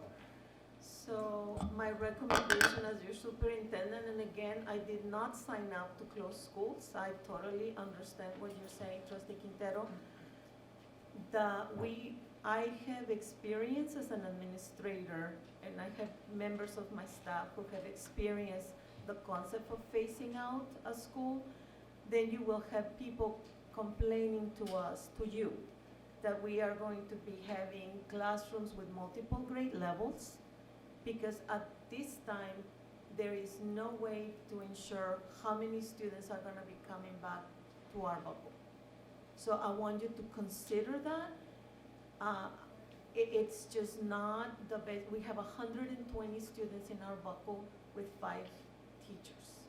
So it will be 2nd through 5th, 3 grade levels. And so just the math of that, I will not be recommending that to the board because it just prolongs what needs to happen, number one. Number two, is not the best thing for kids, and it's not the best things for teachers. Trustee Herrera Loera. So I am in agreement with all the comments that Quintero mentioned. Being one of the parents that actually opened Adelante to their Arbuckle, My daughter, was a part of doing the ribbon cutting, and I'm in agreement. It's tough. It's not an easy decision to make. However, I do want to make it clear in that we're not shutting down and closing the doors completely. My question to Dr. Bauer is, are the students given an opportunity that live in that area to go to Adelante and get the bilingual, bicultural schooling there? Absolutely. As a matter of fact, we have a good number of families from the Arbuckle area already attending Adelante too. Okay. And I get, as parents, we have choices, and they have choices as well, so we can't force them if that was to happen. So I just wanted to make that clear. Thank you. Trustee Chavez, did you have anything? So I had a couple of questions. Number one, I think you already addressed what is the impact on staff, and so we know, where that we need to make this decision so that staff can move forward next year. And I think, so I'll ask the question if you want to provide anything further. What efforts were made to preserve the current status of Arbuckle? So what did we do, what was done to try to make it work with the school? I'm not gonna spend too much time because this was the past 5 years. We tried to have one school with 2 tracks. And I came to the board several times, updating the board then about that solution. It just, the impact on English-only families who prefer English and the increase of the charter presence with Fuerza, that has been the last one that was open within walking distance of Arbuckle. It's just been too much competition. I don't know how else to say it. We have 3 rocket ship schools within walking distance of Arbuckle. We have Fuerza, Los Sueños, and Si Se Puede. So unfortunately, that's just pretty difficult to overcome. And so, thank you. Speaking of talking a little bit more in terms of the transition, is there roughly, what is the plan for the next 6, 12, 18 months and beyond for how we're approaching this? So I know we're, I guess you kind of already spoke to the teachers will be, dispersed, the families have a choice, so because I had a follow-up to that part. Sure. We had already a meeting with the parents in Arbuckle. We are waiting for follow-up meetings with them after the board takes a decision. Parents have already been told that they have any choice of the schools within Alum Rock. They have preference. Many of them have already opted to go and visit the schools nearby. We had a presentation with the schools nearby on the programs that they offer. So this in preparation, and they have what we call a preference, right? That we will not say, there's no room for you or things like that, to make sure that we accommodate them. That's why it's very important for us being on a timely manner, letting everybody know what's going to happen to them, so that we can, as much as possible, be able to staff correctly wherever those students are going to be going. Okay, and my last question is, so I know that we've heard that families have the choice, and we had other possibilities come to that meeting to present those schools so that families could be informed. And I did hear you mention that Adelante too is also an option, but I did receive a couple of emails that I feel like I need to ask the question on behalf of those emails, which is the choice. So they do have the option to go to Adelante too, but there's a testing requirement, it sounds like. And is there any possibility, because that would be their most local school, wouldn't it? So what parameters are there that direct us in terms of that requirement of testing in order to have the potential ability for families to choose that because it was not of their choosing that are local closed, if that makes sense. So dual immersion programs have to follow certain guidelines. We cannot just waive the test. The test is designed to make sure that students that are ready to move into, if they are not in TK and K in those grade levels, they're still, you know, really not a requirement for a test, but anybody moving from first through fifth, there is a test requirement because the design is 90% in the second language. So we want to make sure that the students are not caught in the middle in terms of their literacy component, and the test measures the literacy in both languages to assess whether the student is ready or not to participate in a dual immersion program. And that requirement is like a statewide, or what is the? Yes. Okay, thank you. Was there anything else on that? Did we take? Yeah, we did take public comment. Okay, so at this time we can. I got one comment.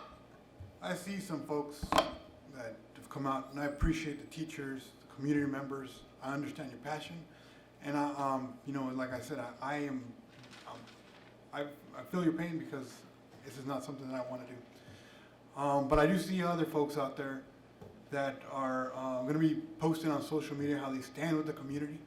Yet at the same time, they're out there making decisions to go ahead and push the charter agenda. The same group of people that are attacking and choking the life out of our public schools. So when you see folks out there posting on social media how they support the Arbuckle community, ask them where they were making decisions when they were in positions of authority before, standing next to privately operated organizations that are funded with our public dollars and are choking the life out of our neighborhood public schools. So this isn't directed at anyone in particular. This is directed to folks who are out there advocating for these organizations that are taking away our students, that are putting us in this spot that we're in today. So I'm glad for the public, for our community members, for our employees as well who are here, who are advocating for their schools. Thank you. No, I'm pointing to you. Thank you for being here, Brenda.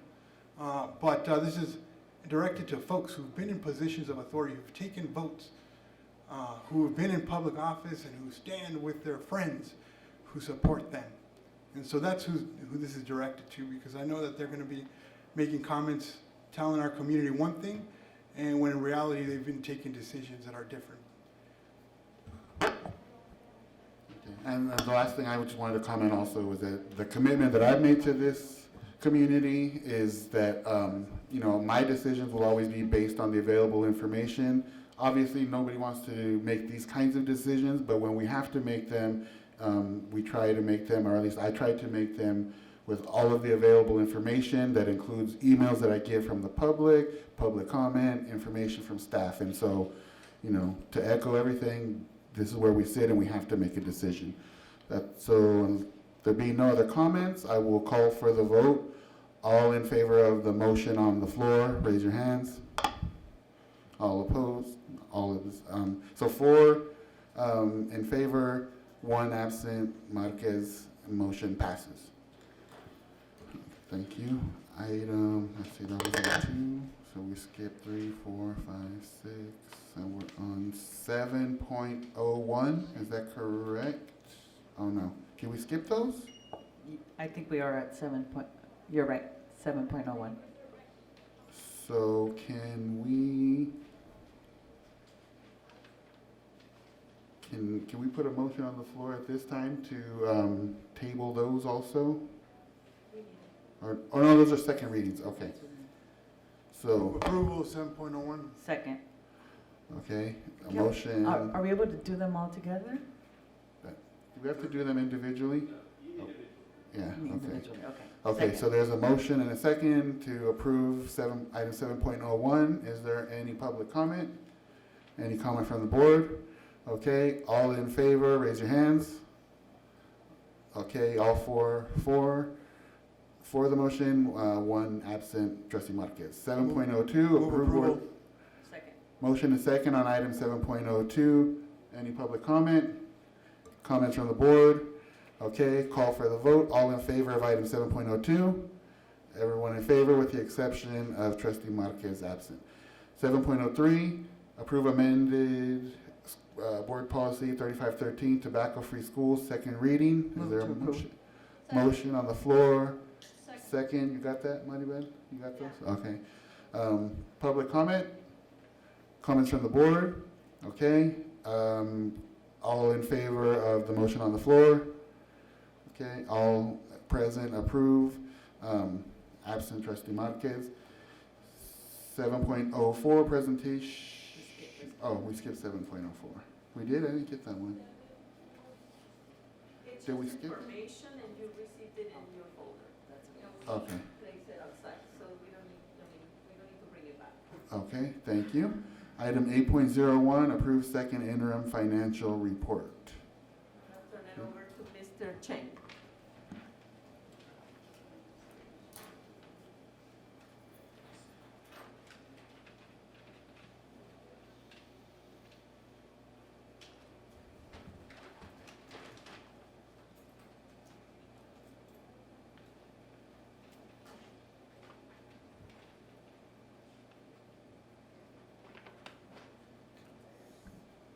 I'm sorry, as you're doing it, Jocelyn, do you still have, I don't know if you know if there's still members out there that are really requiring us to. Okay, thank you.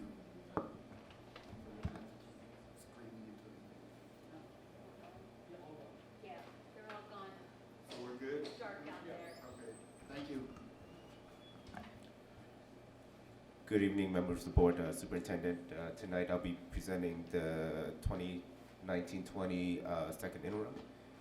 Some of the topics I'll be going over is the key assumptions that we've used to build our second interim, changes from first to second. We'll be going over the multi-year projection and then what's coming up next, or what to look out for. I'm going to start and go into details in terms of the assumptions that we used in preparing our second interim. The first part is the revenue. So for revenue, we'll be using our P2 ADA for the district's LCFF calculation due to declining enrollment. For our charter school, aptitude, we'll be using current year because charter schools don't have that prior year protection. The COLA is going to be based on the Department of Finance recommendation. And then any one-time money that we include in this year, we will be also taking that back out in the future years. In terms of expenditures, step and column, we built an increase for all 3 years, including classified, certificate, and also management. STIRS and PERS increase, those rates will continue to increase for all 3 years. Special ed program, our contribution again have seen a constant increase from the unrestricted general fund to special ed program. And then also part of the budget is that we have to provide a 3% contribution for our routine restricted maintenance account, which is our maintenance department itself. For starting in 2019-20, the 3% that was approved this year for salary increase will be, that was retroactive to 2018-19, is included in the 19-20 budget. Also in this year, we realized there was 3 vacancies that the districts did not fill. Those positions were 1 coordinator FTE, 1 classified management 1 FTE, and 1 classified position FTE. And those positions at this current time, we do not plan on filling that going forward as well. For 2021, starting in 2021, the 3% that was approved this year that was paid in the current year would be backed out for future year's budget.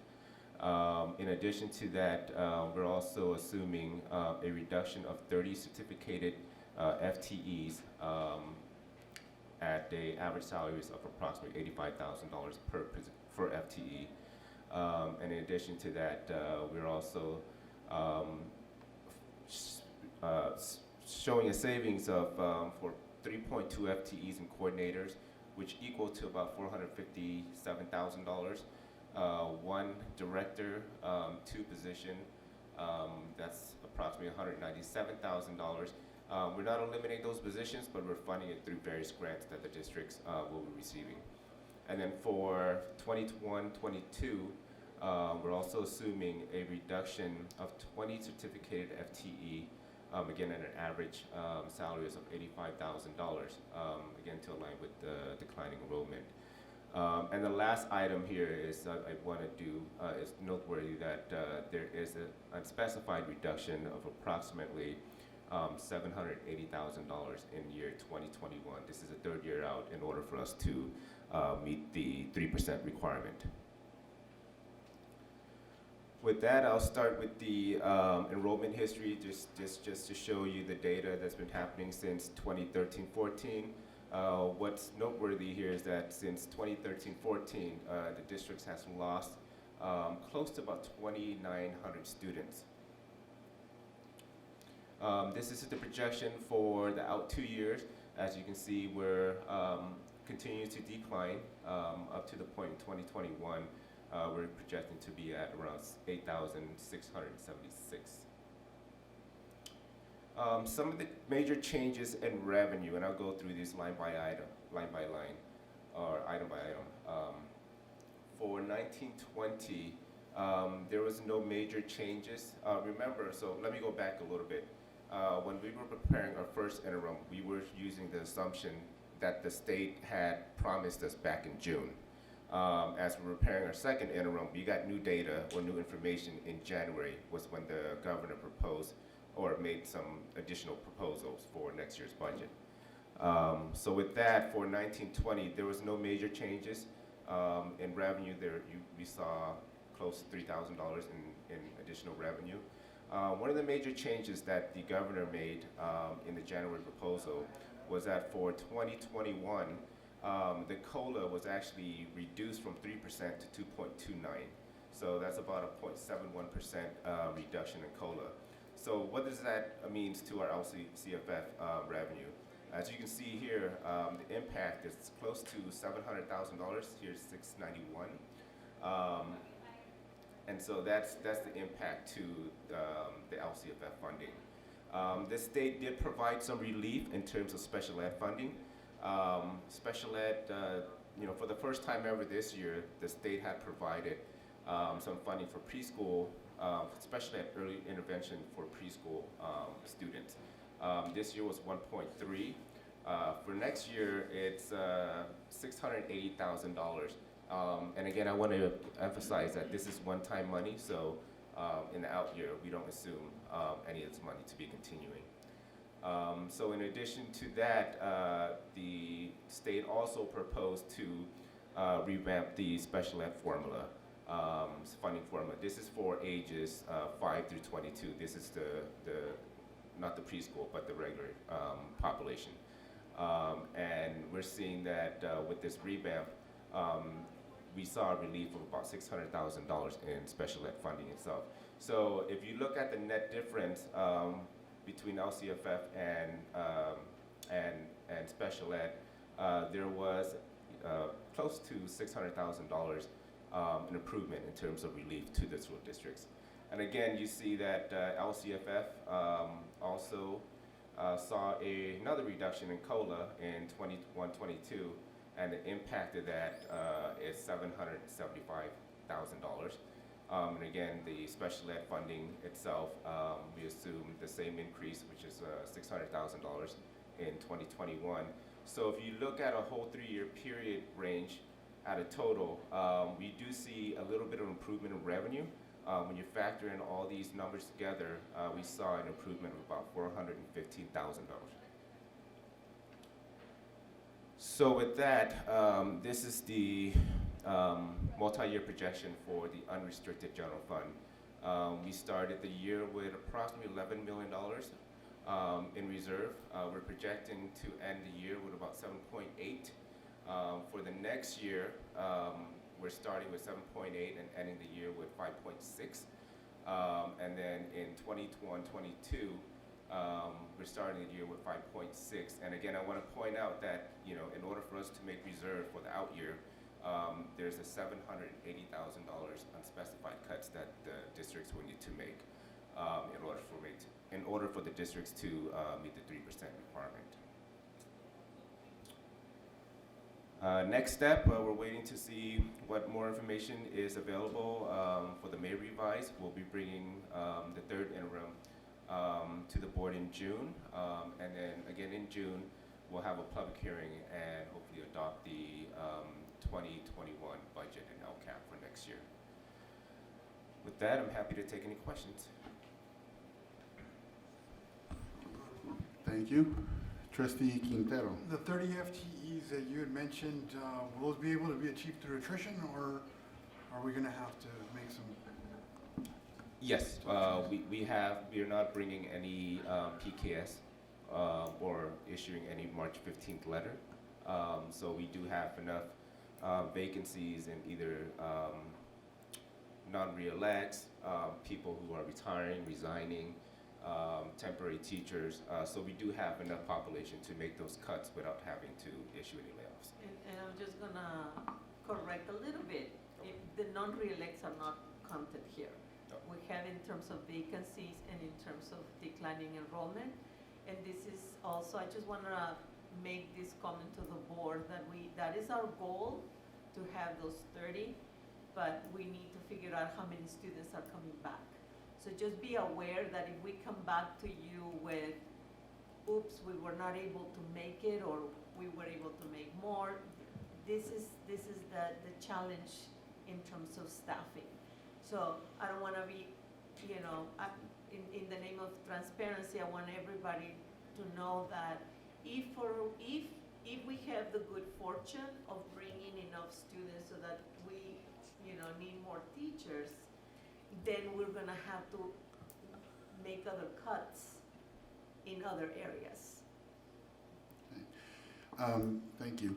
So the 30 that we're talking about, is that what goes to that 780 that you mentioned, or is that completely? No, that's on top of the 780 itself.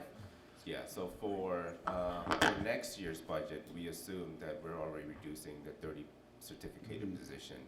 And then in 21-22, an additional 20 certificated positions. So over the 2 years, there's going to be a total of 50 that we're assuming right now.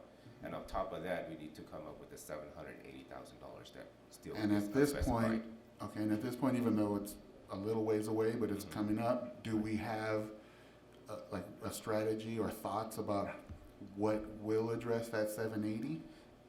Yes, and similarly to how we approached it last year when we brought those cuts, the same principle will be applied in terms of making sure that we're going to keep it away from the classroom as much as possible. We're going to target stuff that are not essential.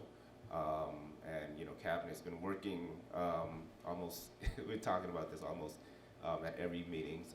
We'll need to bring other community members and our labor unions to be involved in the process as well, just like we did last time. And the other question that I had was the projection for enrollment. I'm wondering how do we figure that out? Because I think the past couple of years we've underestimated, and so I don't want us to move forward, thinking about a budget that we've shortchanged on the estimation. So how do we arrive at that? Yeah, so this is really based on kind of prior year trends. I think we used the 3% as kind of the baseline. What's not shown here that's kind of skews the number a little bit is the number of T4 students that we serve. T4s are those students that doesn't turn 5 before December 3rd. Those students are not reported to LCAP, to the CalPAT itself, because CalPAT doesn't collect those data.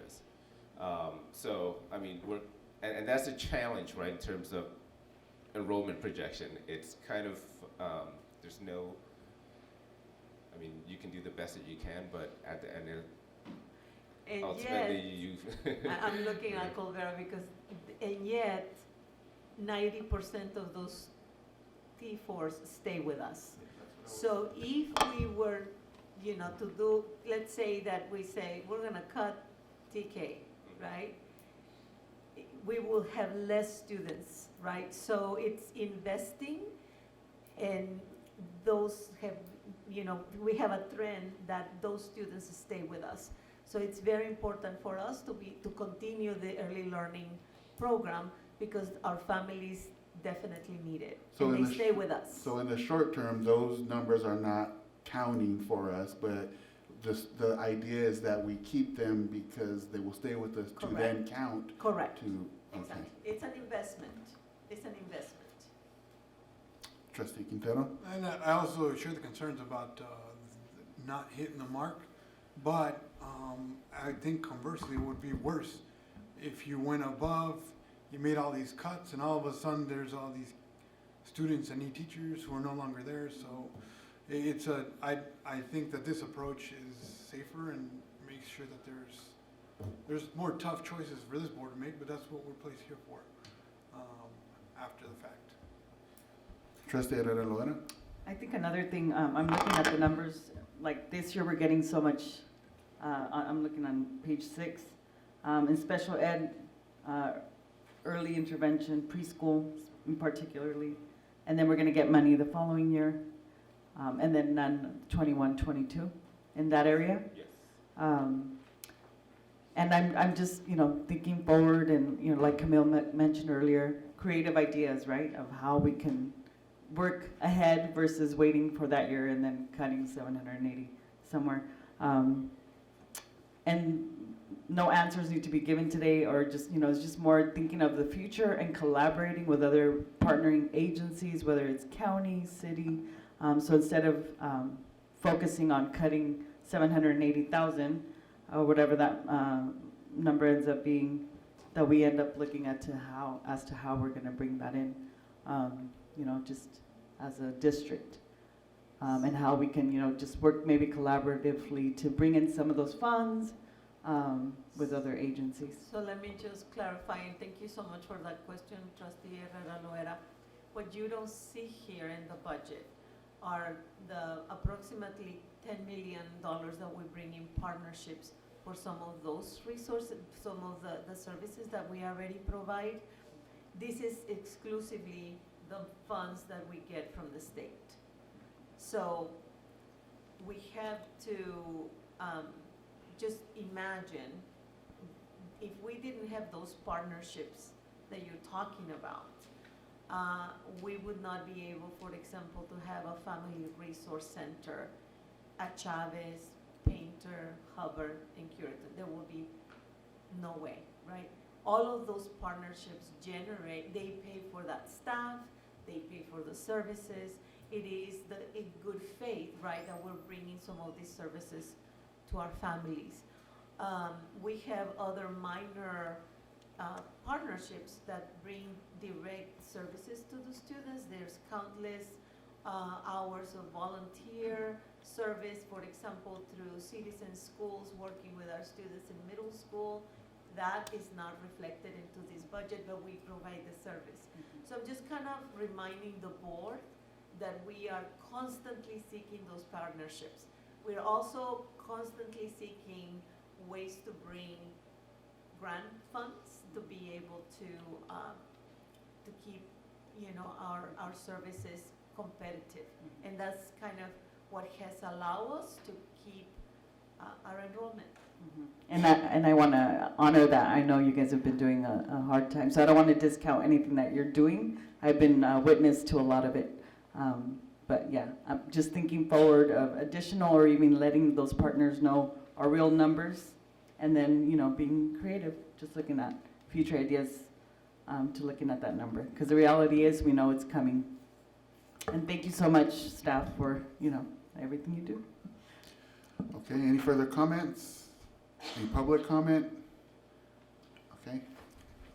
Oh, you're done with the report, correct? Or Yes, just to remind, this is an action item. Yeah. Sorry, President Bejarano, trustees, Dr. Bauer. I think this is a good time for me to weigh in on the second part of what I was going to say earlier. So, I'm sorry, are we doing the clock? Okay. Oh, you're changing, sorry.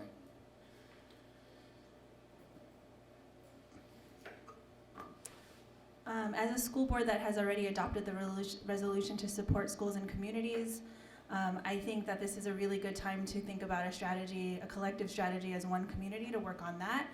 If this budget is reflective of state funds specifically, I think this is a really good opportunity to augment these kinds of deficits moving forward. And so on behalf of my organization, I would like to work with all of you to think about a plan and with area to figure out how do we win this in November so that we can have the funding that we need to sustain all of the critical services that our kids need. Thank you. Thank you. Trustee, or any other public comment? Trustee Quintero?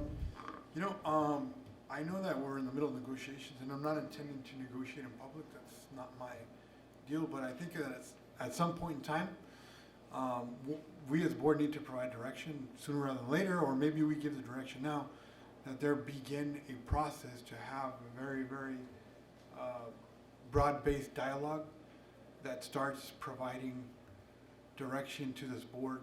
Not direction, but advice, because ultimately at the end of the day, it's going to be this board's decision to ultimately make those tough choices.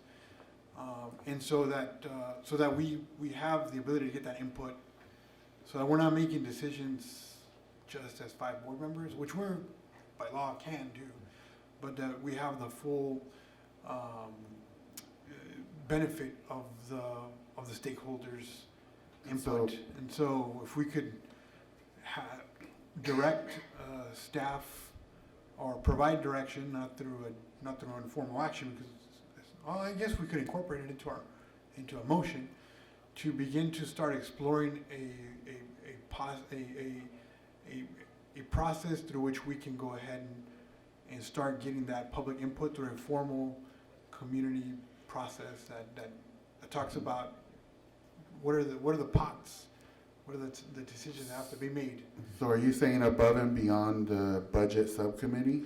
Yeah, because I think that the decisions are going to be. So what would be the difference between what you're proposing? I think that the input from a broader based group of stakeholders beyond just the budget subcommittee, that it would be more of a proactive effort of going out there and calling in more folks. Because I know that the budget subcommittee meets already regularly. Maybe this is a show that has to be taken on the road to go out there, get into the schools, and have a series of meetings. I'm not saying turn this into a whole other massive thing that's thrown onto staff, but a series of meetings throughout the schools that involves more people than the budget subcommittee, as formal stakeholders of this advisory. Would you consider? Well, I guess if the budget subcommittee would expand its. That's what I was going to ask, if we can. If you would incorporate other stakeholders, and then devise a plan to have more. Make it more accessible. Yeah, and obviously this would be, the idea would be temporary in order to give input as to the decisions that we're going to have to be making. So kind of a relook, a refresh at the budget subcommittee to allow for more accessibility and input from a broader base of stakeholders. Well, beyond that, it would be a temporary deal where the budget subcommittee or another entity, if the budget subcommittee can't do it, would go out there, establish a time frame and a series of meetings that you go out and seek input from the community, from the various stakeholders, that you would go ahead and incorporate to pull in as much information. And then, staff would be able to go ahead and set up scenarios through which you'd be able to get that input and pull more information out of the community. I saw this one first, Trustee Alum, and then Trustee Chapter. I'm in agreement to having it outside of what we have currently, the subcommittee. For some reasons in regards to already having 2 board members there present and then bringing back recommendations to us. So something open that. And the reason beyond the budget subcommittee is because you'd be able to just make it defined. Rather than something that's just continually going along, you set up a time frame through which that committee would have to come back with a series of findings or impose that onto yourselves as a committee. So those are my 2 cents. Trustee Chavez? I think we should first start with all of the stuff that was done at the LCAP and everything that the people at the LCAP said. And then I'm sure that the district is compiling all that information, right? Yeah. And so once we get that, because there was a lot of different stakeholders there, And then we can go from there, and then that's a good idea to maybe do a subcommittee if somebody wants to take that on. But I think we should also follow what we've already started with the LCAP, because there was a lot of concerned parents there that were there giving a lot of input. And, you know, we haven't brought that to the board yet, or the district hasn't brought it, but, you know, I look forward to seeing all that. And I don't know how many were able to attend the LCAPs, but there was a lot of parent involvement there and from a lot of different schools. And there was 3, 2 which I was in attendance of. Just want to remind the board, that was 7:04. You got the information in Yeah. writing, so you can Yeah, browse through that. yeah. Okay. So the reason that I bring this up is because we've put forward information to the public. We've had to make really tough choices. It was 14 million and 9 million. And then now we're facing off, even under this scenario that we've already been given, another 780 million. 780. 700. That's not even. Jeez. 780,000. Sorry about that. Misspoke. And Just so. to be clear, Trustee Quintero, is not 9 million, it's 8. I don't know where the 9 came from. People Well, keep I'm saying- already kind of just saying, you know what?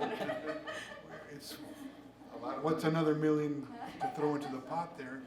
But because of all these numbers that are coming at us, and it's fresh information that people are getting, and under that lens, we'd go ahead and focus the conversation. Like I said, if it's through the budget subcommittee that goes and takes this and has a very clear conversation as what we're looking at, give us some ideas. What are your thoughts? What would be more acceptable? Okay, That's the reason why. I don't know if I'm being clear, because if we go out there, we ask people of their priorities through the LCAP, okay, that's one thing. In this case, we're going to go ahead and narrow it down and say, we're facing a really tough economic challenge right now. So, okay, so then. What are your priorities? In the interest of time, just for tonight, do we want to approve the report, and then either you can make a motion tonight, or we could try to firm it up a little offline and bring it back next month, or however you want to?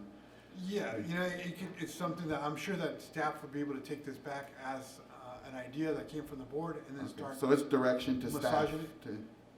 without formally having to go through a motion. Okay, so you're directing staff to look into everything that you've described and start taking some action in that direction, basically? If that's acceptable to my colleagues. Okay, So what I would first like to see all the input that the parents did, and then focus on that. And if we need to add to it, then add to it. Trustee Herrera Loera? I was going to say that's a great idea. I think it's important to get the data, hear from our parents what they've said, and then move forward with possibly maybe even a summit. Nothing that has to be set today, but if we can direct a staff to move with input from the community, which is, I think, our main point. I just want to remind you that you have the input on item 704 tonight. You do have it with you.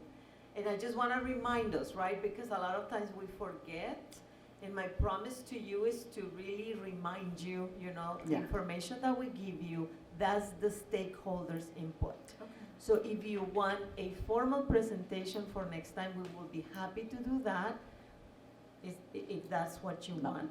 So but I just want you to, because the public doesn't know, they don't have the paper, right? But you do. And I want to make sure that everybody knows you have received that data. So you need to And I go through appreciate it. that. I think if I can clarify what I'm saying, is with that data, sit down with stakeholders, look at it, because we all have it now here, but they don't have it, and maybe they do, maybe you pass it out to them too. But I think sitting down and really breaking it down, then moving forward with something that not just staff and we have, but the stakeholders, our community also gives input to then move forward in the future. We provided this to the stakeholders, but I guess for me, what I'm, in listening to my peers, and then also what I'm recommending is that when we move forward, we have a coordinated, maybe a summit, a day that we sit down, and when I say we, I mean the district and the stakeholders in the community, and talk about it, and then move forward together. Got it. Thank you. A couple more comments and then we'll move on. Trustee Chavez. My concern sometimes is too many chiefs.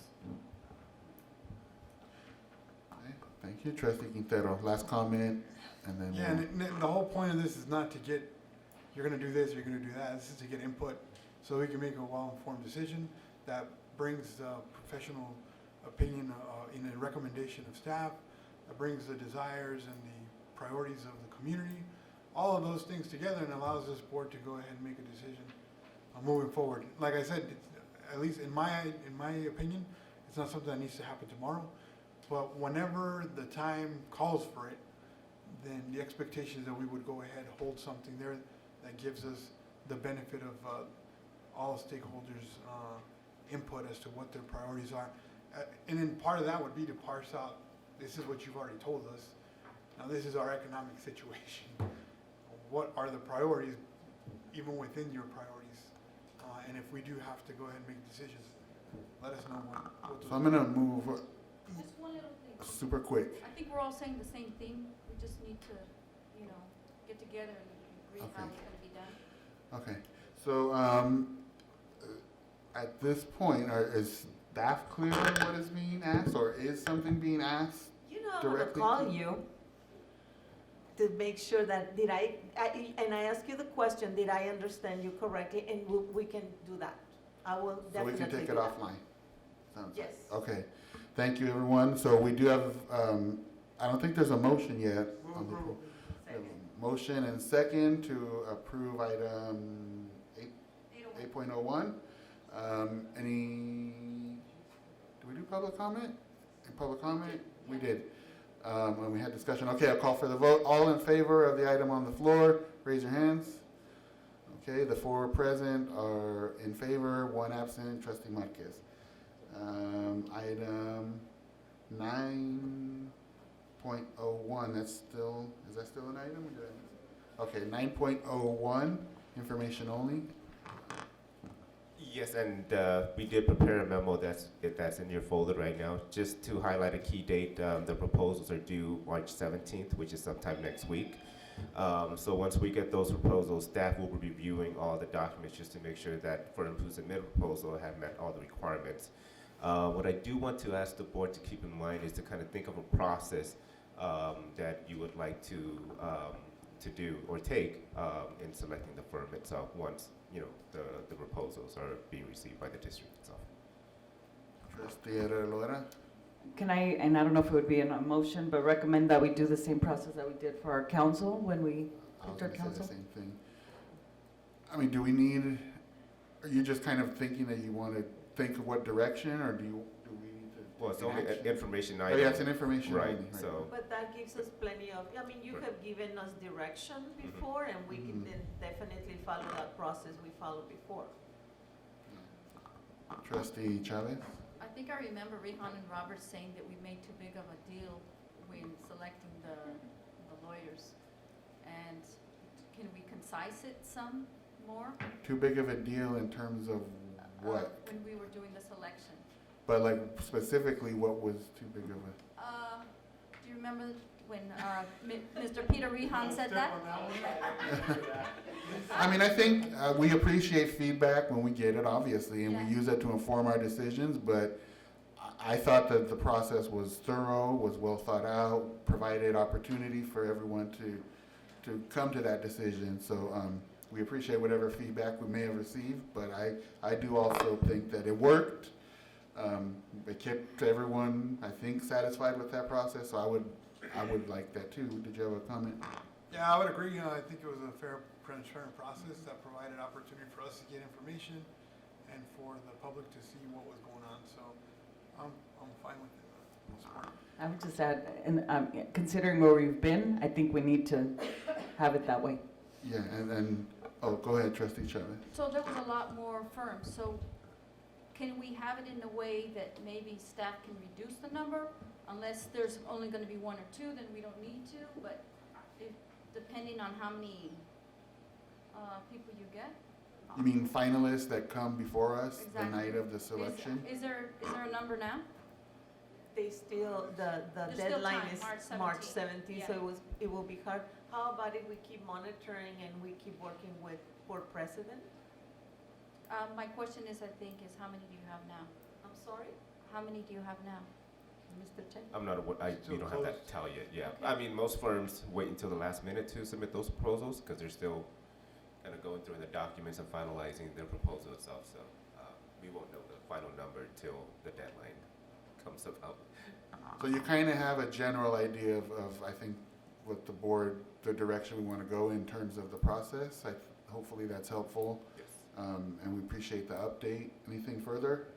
Yeah, given the comments, I just want to be clear that I don't want to be like, there's some other districts where the administration shows up, says, here, two, pick one. That's not, we want to be, and that's not the way that we do it here, we've done it in the past. Not the way that we did it for the lawyers, and I would like to stick with that, where there's wide opportunity for the And I- board to be able yeah. to explore and see who was the right fit.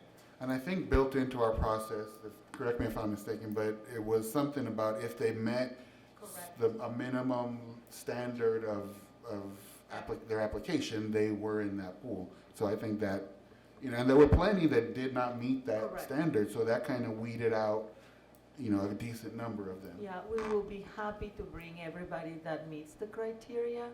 It is one of those items that we are trying to reset the tone with our community.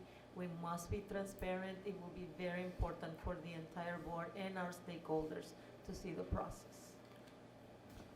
And I also want to just really quickly say that if somebody meets those minimum qualifications, I want them in front of me, and I want to be able to, see what they have to offer. I don't want to arbitrarily, in the name of, trying to winnow it down, miss out on something that benefits our district. So, but I appreciate the sentiment behind that. So thank you for the update. And with no further items, we can move forward to item 10.01, information only. Okay. Do we have any 11.01? So I don't think I got all the ones down that we were movies. 11.01, are we? It's the entire consent calendar. Okay. Oh, yeah. So I do have stuff on 11.01, but does someone want to make a motion for the consent calendar with the exception of 11.01, or does anyone have anything else they want to Move approval pull? of the consent calendar with the exception of 11:01. Second. Was that any different than you, Trustee Chavez? No, I have the same one. Okay. So for me, so the motion on the floor in a Oh, second. wait a minute. I have one more.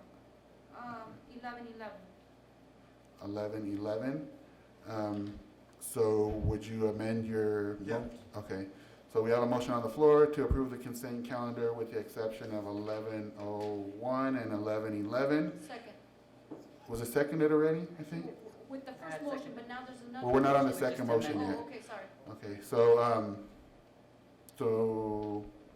call for the vote, right? Okay, I'm getting mixed up. All in favor of approving the consent calendar? Oh, shoot. Public comment? Is there public comment on any item on the consent calendar? Okay, now we'll take the vote. All in favor of the motion on the floor? All members present in favor. Trustee Marquez absent. So my item 11.01, I will do that offline and provide my corrections to Maribel. So, As will I. okay. So, do we need to do anything further? Yeah.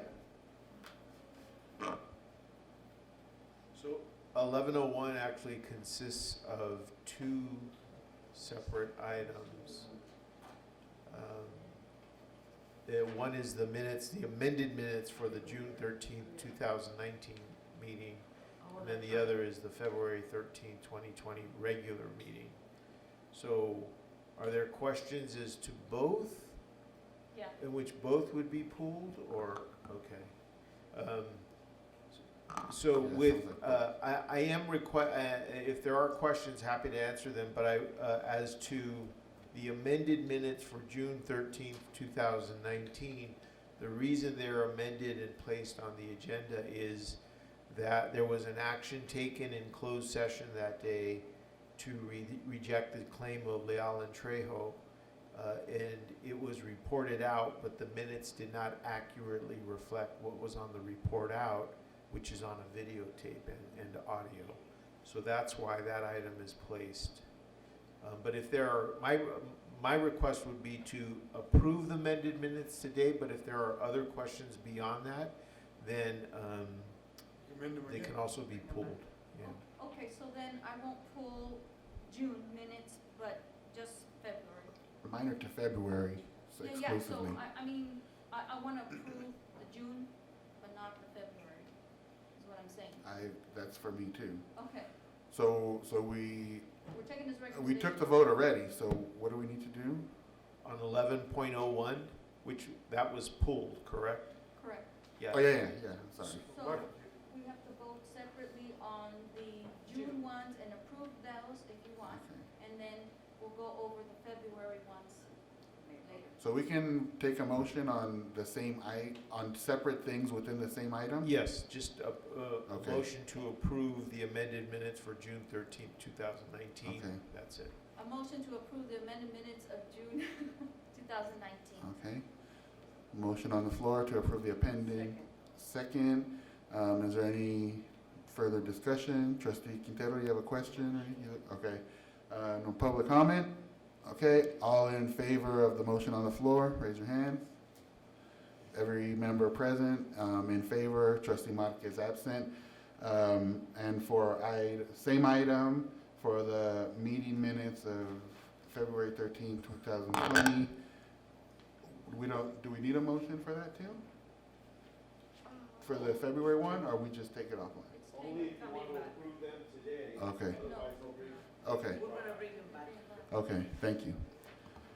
All right. 11. 11 and 11. Trustee. Oh, yeah, you want it. So at the Public School Volunteer Week, is that the same that they have everything at the Mexican Heritage? I'm sorry, I didn't get to that. For some reason, I skipped it. I just wanted to ask, how does that, what do they do during the week? This is to celebrate all of our volunteers throughout the schools. The Jubilee is at the end of the year. Okay, so then, can I move to approve 11? Motion to approve, second by Quintero. Public comment? Any discussion? Okay, all in favor? Members present, all in favor. Trustee Quintero absent. Oh, shoot. Marquez. Oh, Trustee Marquez absent, sorry. So it's been a long night. So that's it, right? We go to closed session? Am I missing anything? Okay, got everything. It is 8:22. We will adjourn to closed session, pending a comment by council. Oh, thank you. Is there any public comment for items in closed session? Did you announce items in closed session? No, I did not. The items in closed session. You have to? We always do. Do we have to? No, you could just say Okay. listed on the agenda. Okay, so that all being said, we will go to we will stay here to close session. We will clear the room from anyone who will not be in closed session. Does it matter that I give a return time? Do I still need to? No? Okay, so we will adjourn the meeting and go into closed session at 8:23 p.m. I wanted to ask the audience if you are. Harvard was found to have been working to bring it back. Okay, move on. Okay, well, let's go. We're rolling. We're rolling. We're going to need to turn the mics back on though, right? For the keys. Yeah. You got the button there, you know which one? Oh, it was over here. It didn't come on. No, the other one. Other side. Did I forget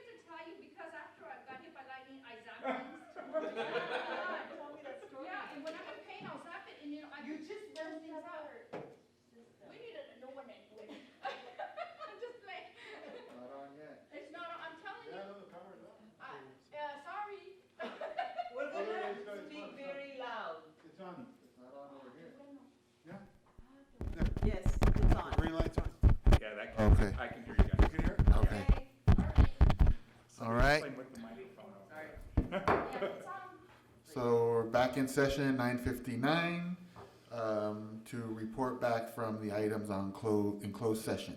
Dr. Bauer? Closed session item 1204, the board approved a final settlement agreement with Parent B. Rios on behalf of parent student to include payment by district of $1,750 in legal fees and $3,500 in academic services. Members Bejarano, Herrera Loera, Quintero, and Chavez voted to approve. Member Marquez absent. No, that's wrong. She voted against it. I didn't vote for it. I apologize as amended. So members Bejarano, Herrera Loera, and Quintero approved with member Chavez opposed and member Marquez absent. Yes, thank you. In closed session item 1205, the board rejected the claim of CTG Construction, Inc., member Bejarano, Herrera Loera, Quintero, and Chavez voting to reject, and member Marquez absent. That's all the announcements from closed session. Okay, thank you. We move to item 1501. There's nothing in 14, right? So 1501, request from board and or the public to add an item to the agenda.